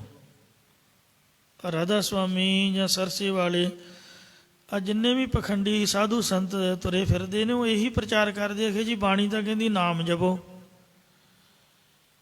ਇਹ ਦੱਸੋ ਕੀ ਕਰੀਏ? ਕਹਿੰਦੇ ਨਾਮ ਜਪੋ। ਕਿਹੜਾ ਜਪੀਏ ਜੀ? ਇੱਧਰ ਕੰਨ ਕਰੋ, ਮੈਂ ਸੁਣਾਉਂਦਾ। ਕੰਨ 'ਚ ਦਿੰਦੇ ਨੇ, ਮੈਂ ਤੇਰਾ ਗੁਰ ਤੇ ਤੂੰ ਮੇਰਾ ਚੇਲਾ। ਕੰਨਾ ਮੁੰਨਾ ਕੁਰ, ਮੈਂ ਤੇਰਾ ਗੁਰ ਤੇ ਤੂੰ ਮੇਰਾ ਚੇਲਾ। ਆਹ ਮਾਲਾ ਫੜ ਤੇ ਮਾਲਾ ਫੇਰੀ ਜਾ, ਮਾਲਾ ਵੀ ਸਾਥੋਂ ਲੈ। ਮਤਲਬ ਪੜ੍ਹੋ ਬਾਣੀ, ਕਥਾ ਬਾਣੀ ਦੀ ਹੋਵੇ ਤੇ ਵਰਤਦੇ ਆਪ ਦੀ ਪੂਜਾ ਵਾਸਤੇ ਨੇ। ਪੁੰਨਿਆ ਮਸਿਆ ਲੋਕਾਂ ਨੇ ਸਟੰਟ ਬਣਾਇਆ ਹੋਇਆ, ਜਾਂ ਸਾਲ ਬਾਅਦ ਭੰਡਾਰਾ ਜੀ ਸਾਡੇ ਡੇਰੇ ਆਓ। ਡੇਰੇ ਦਾ ਮਤਲਬ ਕੀ ਹੋਇਆ? ਲੋਕਾਂ ਨੂੰ ਕਹੋ ਦਰਬਾਰ ਸਾਹਿਬ ਜਾਓ, ਹਰਿਮੰਦਰ ਸਾਹਿਬ ਦੇ ਦਰਸ਼ਨ ਕਰੋ। ਜਿੱਥੇ ਗੁਰਦੁਆਰਾ ਕੀ ਉੱਥੇ ਨਹੀਂ ਆਪਾਂ ਰੱਬ ਦਾ ਨਾਮ ਲੈ ਸਕਦੇ? ਕੋਈ ਬਹੁਤਾ ਜ਼ਿਆਦਾ ਵੀ ਜੋੜ ਮੇਲਾ ਡੇਰਿਆਂ 'ਚ ਹੀ ਹੁੰਦਾ। ਮਾਫ ਕਰਨਾ, ਉਹ ਸਿਰਫ ਆਪ ਦੀ ਖਾਤਰ ਵਰਤਦੇ ਬਾਣੀ ਨੂੰ ਤੇ ਨਾਮ ਆਪ ਦਾ ਹੀ ਦਿੰਦੇ ਹਨ। ਇਸ ਤਰ੍ਹਾਂ ਉਹਨਾਂ ਦੀ ਇਹ ਭਾਵਨਾ ਹੈ ਪੂਜਾ ਦੀ। ਸਤਿਗੁਰਾਂ ਨੇ ਸਾਨੂੰ ਸਿੱਧਾ ਅਕਾਲ ਪੁਰਖ ਨਾਲ ਜੋੜਿਆ, ਕੋਈ ਵਿੱਚ ਵਿਚੋਲਾ ਨਹੀਂ ਪਾਇਆ। ਮਹਾਰਾਜ ਨੇ ਆਖਿਆ ਪੂਜਾ ਕੀਚੈ ਨਾਮ ਤੇ ਆਈਏ, ਮੈਂ ਨਾਮੈ ਪੂਜ ਨਾ ਹੋਏ। ਕਿਹੜਾ ਕਹਿੰਦਾ ਵੀ ਬਾਣੀ ਪੜ੍ਹਨ ਤੋਂ ਬ੍ਰਹਮ ਗਿਆਨ ਨਹੀਂ ਹੁੰਦਾ? ਚੰਗੇ ਭਲੇ ਲੋਕ ਕਹਿੰਦੇ ਆਖੇ ਜੀ ਅਖੰਡ ਪਾਠੀ ਬ੍ਰਹਮ ਗਿਆਨੀ ਨਾ ਬਣ ਜਾਣ, ਫਿਰ ਇੰਨੀਆਂ ਰੌਲਾ ਲਾਉਂਦੇ ਨੇ। ਬੰਦਾ ਪੁੱਛੇ ਵੀ ਬੰਦੇ ਦਾ ਧਿਆਨ ਵੀ ਹੋਣਾ ਚਾਹੀਦਾ। 100 ਬੰਦਾ ਇਕੱਠਾ ਕਰ ਲਓ, ਮੈਨੂੰ ਹੀ ਤੁਸੀਂ ਪੁੱਛੋ ਵੀ ਤੂੰ ਬ੍ਰਹਮ ਗਿਆਨੀ ਬਣਨਾ, ਮੈਂ ਆਖੂੰਗਾ ਵੀ ਮੈਨੂੰ ਤਾਂ ਮਾਇਆ ਚਾਹੀਦੀ ਹੈ ਭਾਈ, ਲੀੜਾ ਕੱਪੜਾ ਚਾਹੀਦਾ, ਮੈਂ ਚਾਹੁੰਦਾ ਹੀ ਨਹੀਂ ਬ੍ਰਹਮ ਗਿਆਨੀ ਬਣਨਾ। ਜਿਹਨੂੰ ਮਰਜ਼ੀ ਪੁੱਛ ਕੇ ਵੇਖ ਲਓ, ਕਿਸੇ ਨੂੰ ਦੁੱਧ ਚਾਹੀਦਾ, ਕਿਸੇ ਨੂੰ ਪੁੱਤ ਚਾਹੀਦਾ, ਕਿਸੇ ਨੂੰ ਪੈਸਾ ਚਾਹੀਦਾ। ਅਸੀਂ ਗ੍ਰਸਤੀ ਲੋਕ ਆ। ਜਾਂ ਤੇ ਬੰਦਾ ਕਹੇ ਵੀ ਮਹਾਰਾਜ ਬ੍ਰਹਮ ਗਿਆਨ ਦੇ, ਜਿਹੜੀ ਅਰਦਾਸ ਕਰਾਂਗੇ ਮੰਨੀ ਤਾਂ ਉਹੀ ਜਾਊਗੀ ਨਾ। ਸੋ ਇਸ ਵਾਸਤੇ ਜੋ ਮਨ ਦਾ ਫੁਰਨਾ ਹੁੰਦਾ ਉਹ ਪੂਰਾ ਹੋ ਜਾਂਦਾ। ਇਹ ਨਹੀਂ ਵੀ ਬਾਣੀ ਪੜ੍ਹੀ ਵਿਅਰਥ ਜਾਂਦੀ ਹੈ। ਜੇ ਸ਼ਰਧਾ ਹੋਵੇ ਤੇ ਗੁਰਬਾਣੀ ਦੀ ਕਿਰਪਾ ਨਾਲੋਂ ਨਾਲ ਹੋਈ ਵੀ ਜਾਂਦੀ ਹੈ, ਬਹੁਤ ਲਾਭ ਪ੍ਰਾਪਤ ਹੁੰਦਾ। ਜੇ ਕੋਈ ਬ੍ਰਹਮ ਗਿਆਨੀ ਬਣਨ ਵਾਸਤੇ ਪੜੂਗਾ ਤੇ ਉਹਦੇ ਤੇ ਕਿਰਪਾ ਹੋਊਗੀ, ਜ਼ਰੂਰੀ ਹੋਊਗੀ। ਬਾਬਾ ਅਤਰ ਸਿੰਘ ਜੀ ਮਸਤੂਆਣੇ ਵਾਲੇ, ਉਹਨਾਂ ਵੀ 1.25 ਲੱਖ ਪਾਠ ਜਪਜੀ ਸਾਹਿਬ ਦਾ ਉੱਥੇ ਗੁਰਦੁਆਰਾ ਲੰਗਰ ਸਾਹਿਬ ਦੇ ਸਾਹਮਣੇ, ਬਿਲਕੁਲ ਮਸਤੂਆਣਾ ਸਾਹਿਬ ਗੁਰਦੁਆਰਾ ਗੋਦਾਵਰੀ ਦੇ ਕਿਨਾਰੇ 'ਤੇ ਉਹਨਾਂ 1.25 ਲੱਖ ਪਾਠ ਸੰਪੂਰਨ ਕੀਤਾ। ਫਿਰ ਉਹਨਾਂ ਨੂੰ ਮਹਾਰਾਜ ਦਰਸ਼ਨ ਹੋਏ, ਨਗੀਨਾ ਘਾਟ, ਗੁਰੂ ਦੀ ਬਖਸ਼ਿਸ਼ ਹੋਈ ਤੇ ਸਹਿਜ ਪਾਠ ਰੱਖ ਲਿਆ ਲਗਾਤਾਰ। ਕਹਿੰਦੇ ਜਿੰਨਾ ਚਿਰ ਸਾਹਿਬਾਂ ਨੇ ਗਿਆਨ ਨਾ ਬਖਸ਼ਿਆ ਉਹਨਾਂ ਚਿਰ ਪਾਠ ਕਰਦੇ ਰਹਿਣਾ। ਪਾਣੀ ਦਾ ਘੜਾ ਲਾ ਕੇ ਰੱਖਿਆ ਹੋਣਾ ਤੇ ਆਲਸ ਆਉਣਾ ਤੇ ਘੜੀ ਆਰਾਮ ਵੀ ਕਰ ਲੈਣਾ, ਫਿਰ ਮੂੰਹ ਦੇ ਛਿੱਟੇ ਮਾਰ ਕੇ ਫਿਰ ਪਾਠ ਕਰਨ ਬੈਠ ਜਾਣਾ, ਤੇਲ ਲੱਗਣੀ ਪੀ ਲੈਣਾ ਤੇ ਇੰਜ ਲਗਾਤਾਰ ਪਾਠ ਕਰਦੇ ਰਹੇ। ਸਹਿਜ ਪਾਠ ਕਰਨ ਤੋਂ ਹੀ ਗੁਰੂ ਮਹਾਰਾਜ ਨੇ ਬ੍ਰਹਮ ਗਿਆਨ ਦੀ ਬਖਸ਼ਿਸ਼ ਕੀਤੀ। ਸਾਡੇ ਬਾਬਾ ਜੀ ਮਹਾਂਪੁਰਖ ਸੁਖਮਨੀ ਸਾਹਿਬ ਬਹੁਤਾ ਸੁਣਦੇ ਸੀ, 8-8, 9-9 ਪਾਠ। ਤੋ ਇੰਜ ਗੁਰਸਿੱਖ ਦੀ ਭਾਵਨਾ ਹੋਣੀ ਚਾਹੀਦੀ ਹੈ ਕਿ ਬਾਣੀ ਗੁਰੂ, ਗੁਰੂ ਹੈ ਬਾਣੀ। ਜੇ ਸੱਚਮੁੱਚ ਹੀ ਬਾਣੀ ਗੁਰੂ ਹੈ ਤੇ ਗੁਰੂ ਹਰਿਕ੍ਰਿਸ਼ਨ ਸਾਹਿਬ ਨੇ ਵੇਖੋ ਪੰਜੋਖਰਾ ਸਾਹਿਬ, ਲਾਲ ਪੰਡਤ ਦਾ ਹੰਕਾਰ ਤੋੜਿਆ, ਉਹਨੂੰ ਬ੍ਰਹਮ ਗਿਆਨੀ ਕਰਾਇਆ ਸੀਗਾ। ਉਹ ਜਿਹੜਾ ਗੂੰਗਾ ਤੇ ਬੋਲਾ ਛੱਜੂ ਝੀਵਰ ਸੀਗਾ, ਉਹਨੇ ਕੀ ਪੜ੍ਹਿਆ ਸੀ? ਕੁਛ ਵੀ ਨਹੀਂ। ਸਿਰ ਤੇ ਹੱਥ ਰੱਖਿਆ ਸੀਗਾ, ਫੁੱਲਾਂ ਵਾਲੀ ਛਟੀ, ਤੇ ਉਹਨੂੰ ਸਾਰਾ ਗਿਆਨ ਤੇ ਅੰਸਫੁਰਨ ਹੋ ਗਿਆ। ਇਹ ਗੁਰੂ ਚਾਹਵੇ ਤੇ 1 ਮਿੰਟ 'ਚ ਹੀ ਬੇੜੇ ਪਾਰ ਕਰ ਸਕਦਾ, ਨਹੀਂ ਤਾਂ ਪੜ੍ਹਦੇ ਰਹੋ, ਜਿੰਨਾ ਮਰਜ਼ੀ ਮੱਥਾ ਮਾਰੋ, ਅੱਖਰ ਵੀ ਸਮਝ ਨਹੀਂ ਆਉਂਦਾ। ਤੋ ਇਸ ਲਈ ਬਾਣੀ ਹੀ ਗੁਰੂ ਹੈ, ਸ਼ਬਦ ਦੇ ਵਿੱਚੋਂ ਹੀ ਪ੍ਰਕਾਸ਼ ਮਿਲਦਾ ਹੈ। ਮਹਾਂਪੁਰਖ ਬਾਬਾ ਸੁੰਦਰ ਸਿੰਘ ਸਾਹਿਬ ਜੀ ਨੇ ਇੱਕ ਵਾਰ ਸੰਤਾਂ ਦਾ ਇਕੱਠ ਕੀਤਾ ਭਿੰਡਰੀ, ਤੇ ਗੁਰਮਤਿ ਸਮਾਗਮ ਦੌਰਾਨ ਵਿਚਾਰ ਚੱਲੀ ਵੀ ਕੋਈ ਸਿੱਖ ਇਹੋ ਜਿਹਾ ਹੈ ਜਿਹਨੇ 10 ਪਾਤਸ਼ਾਹਾਂ ਨੂੰ ਅੱਖਾਂ ਨਾਲ ਵੇਖਿਆ ਹੋਵੇ।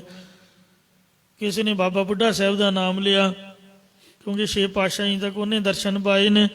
ਕਿਸੇ ਨੇ ਬੁੱਢਣ ਸ਼ਾਹ ਦਾ ਨਾਮ ਲਿਆ, ਤੇ ਮਹਾਰਾਜ ਗੁਰੂ ਨਾਨਕ ਸਾਹਿਬ ਤੋਂ ਲੈ ਕੇ ਤੇ ਕਹਿੰਦੇ ਵੀ ਉਹ ਦੁੱਧ ਦੱਬਿਆ ਹੋਇਆ ਸੀਗਾ, 6ਵੇਂ ਪਾਤਸ਼ਾਹ ਨੇ ਆਪ ਪੀਤਾ, ਜਾਂ ਕਹਿੰਦੇ ਭਾਈ ਗੁਰਦਿੱਤੇ ਨੇ ਪੀਤਾ। ਭਾਈ ਵੀਰ ਸਿੰਘ ਨੇ 10ਵੇਂ ਪਾਤਸ਼ਾਹ ਤੱਕ ਵੀ ਲਿਖਿਆ ਕਿ ਬੁੱਢਣ ਸ਼ਾਹ ਨੇ 10ਵੇਂ ਪਾਤਸ਼ਾਹ ਦੇ ਵੀ ਦਰਸ਼ਨ ਕੀਤੇ। ਉਹ ਬਾਬਾ ਜੀ ਦੀ ਸਮਾਧ ਕੀਰਤਪੁਰ ਸਾਹਿਬ ਹੈ, ਸੰਗਤਾਂ ਦਰਸ਼ਨ ਪਾਉਂਦੀਆਂ ਨੇ। ਇਸ ਤਰ੍ਹਾਂ ਵਿਚਾਰ ਚੱਲੇ ਤੇ ਵੀ ਕੋਈ ਸਿੱਖ ਇਹੋ ਜਿਹਾ ਨਹੀਂ ਜਿਹਨੇ ਆਪਦੇ ਅੱਖਾਂ ਨਾਲ ਸਰਗੁਣ ਸਰੂਪ ਦੇ ਦਰਸ਼ਨ ਕੀਤੇ ਹੋਣ। ਬਾਬਾ ਜੀ ਨੂੰ ਪੁੱਛਿਆ, ਬਾਬੇ ਸੁੰਦਰ ਸਿੰਘ ਨੂੰ, ਵੀ ਤੁਹਾਡੇ ਕੀ ਵਿਚਾਰ ਹੈ? ਕਹਿਣ ਲੱਗੇ, ਵਾਹਿਗੁਰੂ ਵਾਹਿਗੁਰੂ। ਕਹਿੰਦੇ, ਸਾਧ ਸੰਗਤ ਜੀ, ਹੇ ਮਹਾਂਪੁਰਖੋ, ਮੇਰੀ ਤੇ ਇਹ ਸ਼ਰਧਾ, ਮੇਰੀ ਇਹ ਭਾਵਨਾ ਹੈ, ਜਦ ਵੀ ਮੈਂ ਗਲ 'ਚ ਪਰਨਾ ਪਾ ਕੇ ਤੇ ਗੁਰਦੁਆਰੇ ਆਉਂਦਾ ਹਾਂ ਤੇ ਦੋ ਹੱਥ ਜੋੜ ਕੇ ਮਹਾਰਾਜ ਦੇ ਚਰਨਾਂ 'ਚ ਅਰਦਾਸ ਕਰੀ ਦੀ, ਸੱਚੇ ਪਾਤਸ਼ਾਹ ਕਥਾ ਕਰਨੀ ਹੈ ਤੇ ਬਲ ਬਖਸ਼ੀ। ਤੇ ਸ੍ਰੀ ਗੁਰੂ ਗ੍ਰੰਥ ਸਾਹਿਬ ਜੀ ਦੀ ਪਾਵਨ ਹਜ਼ੂਰੀ 'ਚ ਬੈਠ ਕੇ ਸੰਤਾਂ ਦੀ ਮਰਿਆਦਾ ਰਹੀ ਹੈ ਵੀ ਉਹ ਮਹਾਰਾਜ ਦੀ ਹਜ਼ੂਰੀ 'ਚ ਕਥਾ ਕਰਦੇ ਸਨ। ਸਟੇਜ 'ਤੇ ਉੱਚੀ ਜਗ੍ਹਾ ਬੈਠਿਆਂ ਕਿਸੇ ਨੂੰ ਭੁਲੇਖਾ ਨਾ ਪੈ ਜਾਏ ਵੀ ਇਹ ਸ਼ਾਇਦ ਗੁਰੂ ਹੀ ਹਨ, ਲੋਕ ਮੱਥਾ ਟੇਕਣੋਂ ਨਹੀਂ ਹਟਦੇ। ਇਸ ਲਈ ਮਹਾਂਪੁਰਖ ਹਜ਼ੂਰੀ 'ਚ ਬੈਠ ਕੇ ਕਥਾ ਵਿਚਾਰ ਕਰਿਆ ਕਰਦੇ, ਗੁਰੂ ਗ੍ਰੰਥ ਸਾਹਿਬ ਦੀ ਹਜ਼ੂਰੀ 'ਚ। ਕਹਿੰਦੇ, ਜਦ ਮੈਂ ਮਹਾਰਾਜ ਦੀ ਹਜ਼ੂਰੀ 'ਚ ਬੈਠਦਾ ਤੇ ਰੁਮਾਲਾ ਸਾਹਿਬ ਲਾਉਣ ਤੋਂ ਪਹਿਲਾਂ ਮੰਗਲ ਪੜ੍ਹਦਾ। ਮੰਗਲ ਦਾ ਮਤਲਬ ਇਹ ਹੁੰਦਾ ਹੈ, ਹੁਣ ਆਪਾਂ ਬੁੱਕਲ ਮਾਰੀ ਹੈ ਤੇ ਅਗਲੇ ਦੀ ਲੋਈ ਠਾਂ ਕਰਾਂਗੇ ਜਾਂ ਪਰਨਾ, ਕਿੰਨਾ ਕੁ ਚੰਗਾ ਲੱਗੂਗਾ? ਕਿਸੇ ਨੇ ਬਸਤਰ ਲਿਆ, ਉਹਦਾ ਬਸਤਰ ਪਰਾਂ ਕਰਨਾ ਵੇਦ ਵੀ ਹੋਈ ਹੈ ਅਕਸਰ। ਮਹਾਰਾਜ ਤੇ ਰੁਮਾਲਾ ਪਾਇਆ ਹੈ ਤੇ ਕਈ ਸੰਗਰਾਂਦ ਮੱਸਿਆ ਨੂੰ ਕਹਿਣਗੇ ਵੀ ਬਾਬੇ ਦੇ ਦਰਸ਼ਨ ਕਰਾਓ, ਕਈ ਆਪ ਹੀ ਰੁਮਾਲਾ ਚੁੱਕ ਚੁੱਕ ਵੇਖਦੇ ਰਹਿਣਗੇ। ਜਾਂ ਤਾਂ ਹੁਕਮਨਾਮੇ ਦੇ ਵਕਤ ਆਈਏ ਤਾਂ ਹੁਕਮਨਾਮਾ ਸੁਣੀਏ, ਤੇ ਜਾਂ ਬੋਰਡ ਦੇ ਪੜ੍ਹਿਆ ਲਿਖ ਲਈਏ, ਸ਼ਰਧਾ ਕਰੀਏ। ਤੋ ਐਸੀ ਭਾਵਨਾ ਹੋਣੀ ਚਾਹੀਦੀ ਹੈ ਵੀ ਰੁਮਾਲਿਆਂ ਸਮੇਤ ਮਹਾਰਾਜ ਦੇ ਦਰਸ਼ਨ ਨੇ। ਪਰ ਕਥਾ ਤਾਂ ਬਾਣੀ ਤਾਂ ਹੀ ਪੜ੍ਹੀ ਜੋ ਰੁਮਾਲਾ ਪਰਾਂ ਕਰਾਂਗੇ। ਰੁਮਾਲਾ ਪਰਾਂ ਕਰਨਾ ਹੈ, ਗੁਰੂ ਜੀ ਦੀ ਬੇਅਦਬੀ ਹੈ। ਮੰਗਲ ਦਾ ਭਾਵ ਇਹ ਹੈ, ਅਰਦਾਸ ਕਰਨੀ ਵੀ ਸੱਚੇ ਪਾਤਸ਼ਾਹ ਸਾਨੂੰ ਮਾਫ ਕਰੀ, ਅਸੀਂ ਆਪ ਜੀ ਦਾ ਰੁਮਾਲਾ ਉਤਾਰ ਰਹੇ ਹਾਂ, ਇਸ ਲਈ ਮੰਗਲ ਕਰਕੇ ਹੀ ਗੁਰੂ ਸਾਹਿਬ ਦਾ ਰੁਮਾਲਾ ਉਤਾਰਨਾ ਚਾਹੀਦਾ। ਤੇ ਰੁਮਾਲਾ ਉਤਾਰ ਕੇ ਗੱਲਾਂ ਨਹੀਂ ਮਾਰਨੀਆਂ ਚਾਹੀਦੀਆਂ, ਇੱਕ ਦੂਜੇ ਵੱਲ ਵੇਖਣਾ ਨਹੀਂ ਚਾਹੀਦਾ, ਹੱਸਣਾ ਨਹੀਂ ਚਾਹੀਦਾ, ਰੋਣਾ ਨਹੀਂ ਚਾਹੀਦਾ। ਤੋ ਰੁਮਾਲਾ ਉਤਾਰ ਕੇ ਇੱਧਰ ਉੱਧਰ ਤੋ ਆਪ ਦੀ ਨਿਗਾਹ ਨਹੀਂ ਘਮਾਉਣੀ ਚਾਹੀਦੀ। ਧਿਆਨ ਦੇ ਨਾਲ ਮਹਾਰਾਜ ਦਾ ਪਾਠ ਪੜ੍ਹੀਏ ਤੇ ਉਹ ਤੋਂ ਬਾਅਦ ਫਿਰ ਰੁਮਾਲਾ ਸਾਹਿਬ ਪਾ ਕੇ ਫਿਰ ਉੱਠਣਾ ਚਾਹੀਦਾ। ਉਂਗਲ ਰੱਖ ਕੇ ਬਿਨਾਂ ਖੰਡ ਪਾਠ ਤੋਂ, ਬਿਨਾਂ ਰੁਮਾਲੇ ਤੋਂ ਨਹੀਂ ਉੱਠਣਾ ਚਾਹੀਦਾ। ਖੰਡ ਪਾਠ ਦੀ ਤਾਂ ਮਜਬੂਰੀ ਹੈ ਨਾ, ਜੇ ਸਹਿਜ ਪਾਠ ਕਰ ਰਹੇ ਹਾਂ ਜਾਂ ਵੈਸੇ ਹੀ ਹੈ, ਬਿਨਾਂ ਰੁਮਾਲਾ ਪਾਉਣ ਤੋਂ ਪਾਠੀ ਨਾ ਬਦਲੇ। ਇਹ ਗੁਰੂ ਸਾਹਿਬ ਦਾ ਸਤਿਕਾਰ ਹੈ। ਤੇ ਪ੍ਰਗਟ ਗੁਰਾਂ ਕੀ ਦੇ ਜਾਣੇ। ਕਹਿੰਦੇ, ਜਦ ਮੈਂ ਮੰਗਲ ਕਰਕੇ ਰੁਮਾਲਾ ਉਤਾਰਦਾ ਕਥਾ ਵਾਸਤੇ ਤਾਂ ਮੈਨੂੰ 10 ਹੀ ਪਾਤਸ਼ਾਹੀਆਂ ਦੇ ਵਿੱਚੋਂ ਦਰਸ਼ਨ ਹੁੰਦੇ ਨੇ। ਗੱਜ ਕੇ ਕਹੋ ਸਤਿਨਾਮ ਸ੍ਰੀ ਵਾਹਿਗੁਰੂ। ਝਲਕਾਰਾ ਪੈਂਦਾ ਇਉਂ। ਇਹ ਗੁਰੂ ਮਹਾਰਾਜ ਦਾ ਪਾਵਨ ਸਰੂਪ, ਦਸਾਂ ਦੀ ਜੋਤ, ਅਗਿਆਨ ਦਾ ਹਨੇਰਾ ਮੇਟ ਕੇ ਮਹਾਰਾਜ ਗਿਆਨ ਦਾ ਪ੍ਰਕਾਸ਼ ਕਰਨ ਵਾਲੇ। ਸਾਨੂੰ ਪ੍ਰਕਾਸ਼ ਦੀ ਪ੍ਰਾਪਤੀ ਹੋ ਗਈ ਹੈ। ਸਤਿਗੁਰੂ ਅਰਜਨ ਦੇਵ ਜੀ ਫਰਮਾ ਰਹੇ ਨੇ, ਜਿਨ ਕੀਆ ਸੋ ਗੁਰ ਤੇ ਜਾਣਿਆ। ਜਿਸ ਪਰਮੇਸ਼ਰ ਨੇ ਸੰਸਾਰ ਪੈਦਾ ਕੀਤਾ, ਉਸ ਪਰਮੇਸ਼ਰ ਨੂੰ ਸਤਿਗੁਰਾਂ ਦੀ ਮਿਹਰ ਤੋਂ ਸੋ ਜਾਣਿਆ ਗਿਆ, ਉਹਨੇ ਜਾਣ ਲਿਆ ਹੈ। ਗੁਰ ਕਿਰਪਾ ਤੇ ਮੁਗਧ ਮਨ ਮਾਨਿਆ। ਸਤਿਗੁਰਾਂ ਦੀ ਮਿਹਰ ਤੋਂ ਹੀ, ਸ਼ਸਤਰ ਗਿਆਨ ਤੋਂ ਹੀਣ, ਵਿਹਾਰਾਂ ਵੱਲੋਂ, ਪਰਮਾਰਥ ਵੱਲੋਂ ਮੂਰਖ ਚਿੱਤ ਪਰਮੇਸ਼ਰ ਜਾਂ ਉਹਦੇ ਗਿਆਨ ਤੇ ਮੰਨ ਗਿਆ, ਭਤੀਜ ਗਿਆ ਹੈ। ਗੁਰ ਕਰਤਾ ਗੁਰ ਕਰਣਾ ਜੋਗ। ਸਤਿਗੁਰੂ ਸ੍ਰੀ ਗੁਰੂ ਗ੍ਰੰਥ ਸਾਹਿਬ ਹੀ ਸਾਡਾ ਗੁਰੂ ਹੈ, ਕਿਸੇ ਨੂੰ ਭੁਲੇਖਾ ਨਾ ਰਹੇ। ਇਹ ਪਰਮੇਸ਼ਰ ਦਾ ਸਰੂਪ ਹੋਣ ਕਰਕੇ ਜਗਤ ਨੂੰ ਰਚਣ ਵਾਲਾ, ਤੇ ਸਤਿਗੁਰੂ ਸਾਹਿਬ ਵੀ ਈਸ਼ਰ ਰੂਪ ਹੋਣ ਕਰਕੇ ਸਾਰਿਆਂ ਦੀ ਪਾਲਣਾ ਕਰਨ ਦੇ ਲਾਇਕ। ਜਾਂ ਗੁਰੂ ਸਾਹਿਬ ਪਹਿਲਾਂ ਵੀ ਗਿਆਨ ਦੇ ਕਰਤਾ, ਹੁਣ ਵੀ ਗਿਆਨ ਦੇ ਕਰਨ ਯੋਗ ਨੇ, ਜਾਂ ਗੁਰੂ ਸਾਹਿਬ ਜੀ ਕਰਤਾ ਪੁਰਖ ਦੇ ਨਾਮ ਦੀ ਦਾਤ ਦੇਣ ਵਾਲਾ ਹੈ। ਗੁਰ ਪਰਮੇਸ਼ਰ ਹੈ ਭੀ ਹੋਗ। ਤੇ ਗੁਰੂ ਸਾਹਿਬ ਸਿੱਖਾਂ ਦੀ ਕਲਿਆਣ ਕਰਨੇ ਯੋਗ ਹੈ। ਸਤਿਗੁਰੂ ਪਿੱਛੇ ਭੂਤਕਾਲ 'ਚ ਵੀ, ਪ੍ਰਭੂ ਦਾ ਸਰੂਪ ਹੁਣ ਵੀ ਵਰਤਮਾਨ ਸਮੇਂ 'ਚ ਪ੍ਰਭੂ ਰੂਪ ਹੈ, ਅੱਗੇ ਆਉਣ ਵਾਲੇ ਸਮੇਂ ਵਿੱਚ ਵੀ ਵਾਹਿਗੁਰੂ ਦਾ ਰੂਪ ਹੋਵੇਗਾ। ਕਈ ਮੂਰਖ ਕਹਿੰਦੇ ਹੈ ਜੀ ਸਾਡੇ ਬਾਬੇ ਨੇ ਗੁਰੂ ਗ੍ਰੰਥ ਸਾਹਿਬ ਦਾ ਸਤਿਕਾਰ ਕਰਾਇਆ, ਲੋਕਾਂ ਨੂੰ ਦੱਸਿਆ ਵੀ ਬਾਰੀਆਂ 'ਚੋਂ ਕੱਢ ਕੇ ਪ੍ਰਕਾਸ਼ ਕਰੋ। ਇਹ ਤਾਂ ਮਹਾਰਾਜ ਆਪ ਹੀ ਕਹਿ ਗਏ ਨੇ, ਸਾਰਿਆਂ ਨੂੰ ਆਪ ਹੀ ਸਮਝ ਚਾਹੀਦੀ ਹੈ। ਤੋ ਇਸ ਵਾਸਤੇ ਇਹਦੇ ਨਾਲ ਇਹ ਥੋੜ੍ਹਾ ਵੀ ਆਪਾਂ ਵੱਡੇ ਬਣ ਗਏ ਗੁਰੂ ਗ੍ਰੰਥ ਸਾਹਿਬ ਤੋਂ, ਮਹਾਰਾਜ ਹੀ ਸਾਥੋਂ ਵੱਡਾ ਹੈ।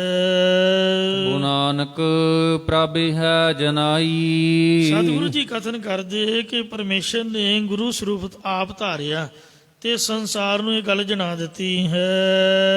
ਬਿਨ ਗੁਰ ਮੁਕਤ ਨਾ ਪਾਈਐ ਭਾਈ। ਕਿ ਇਹ ਮੇਰੇ ਭਰਾਵੋ, ਪੂਰੇ ਗੁਰਾਂ ਤੋਂ ਬਿਨਾ ਕੋਈ ਵੀ ਮੁਕਤੀ ਦੀ ਪ੍ਰਾਪਤੀ ਨਹੀਂ ਜੇ ਕਰ ਸਕਦਾ।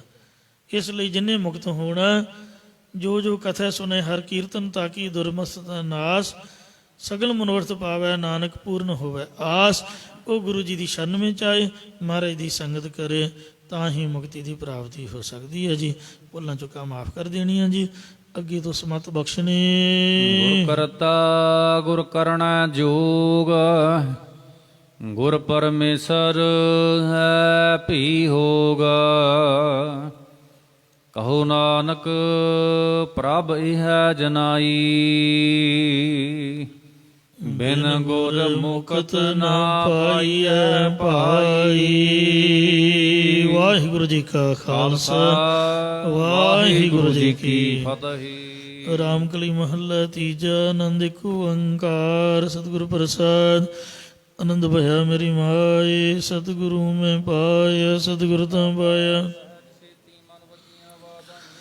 ਰਾਗ ਰਤਨ ਪਰਵਾਰ ਭਰੀਆਂ, ਸ਼ਬਦ ਗਾਵਣ ਆਈਆਂ, ਸ਼ਬਦ ਨਾਨਕ ਆਨੰਦ ਹੋਵੇ, ਸਤਿਗੁਰੂ ਮੈਂ ਪਾਇਆ। ਏ ਮਨ ਤੂੰ ਸਦਾ ਰਹੂ ਹਰ ਨਾਲੇ।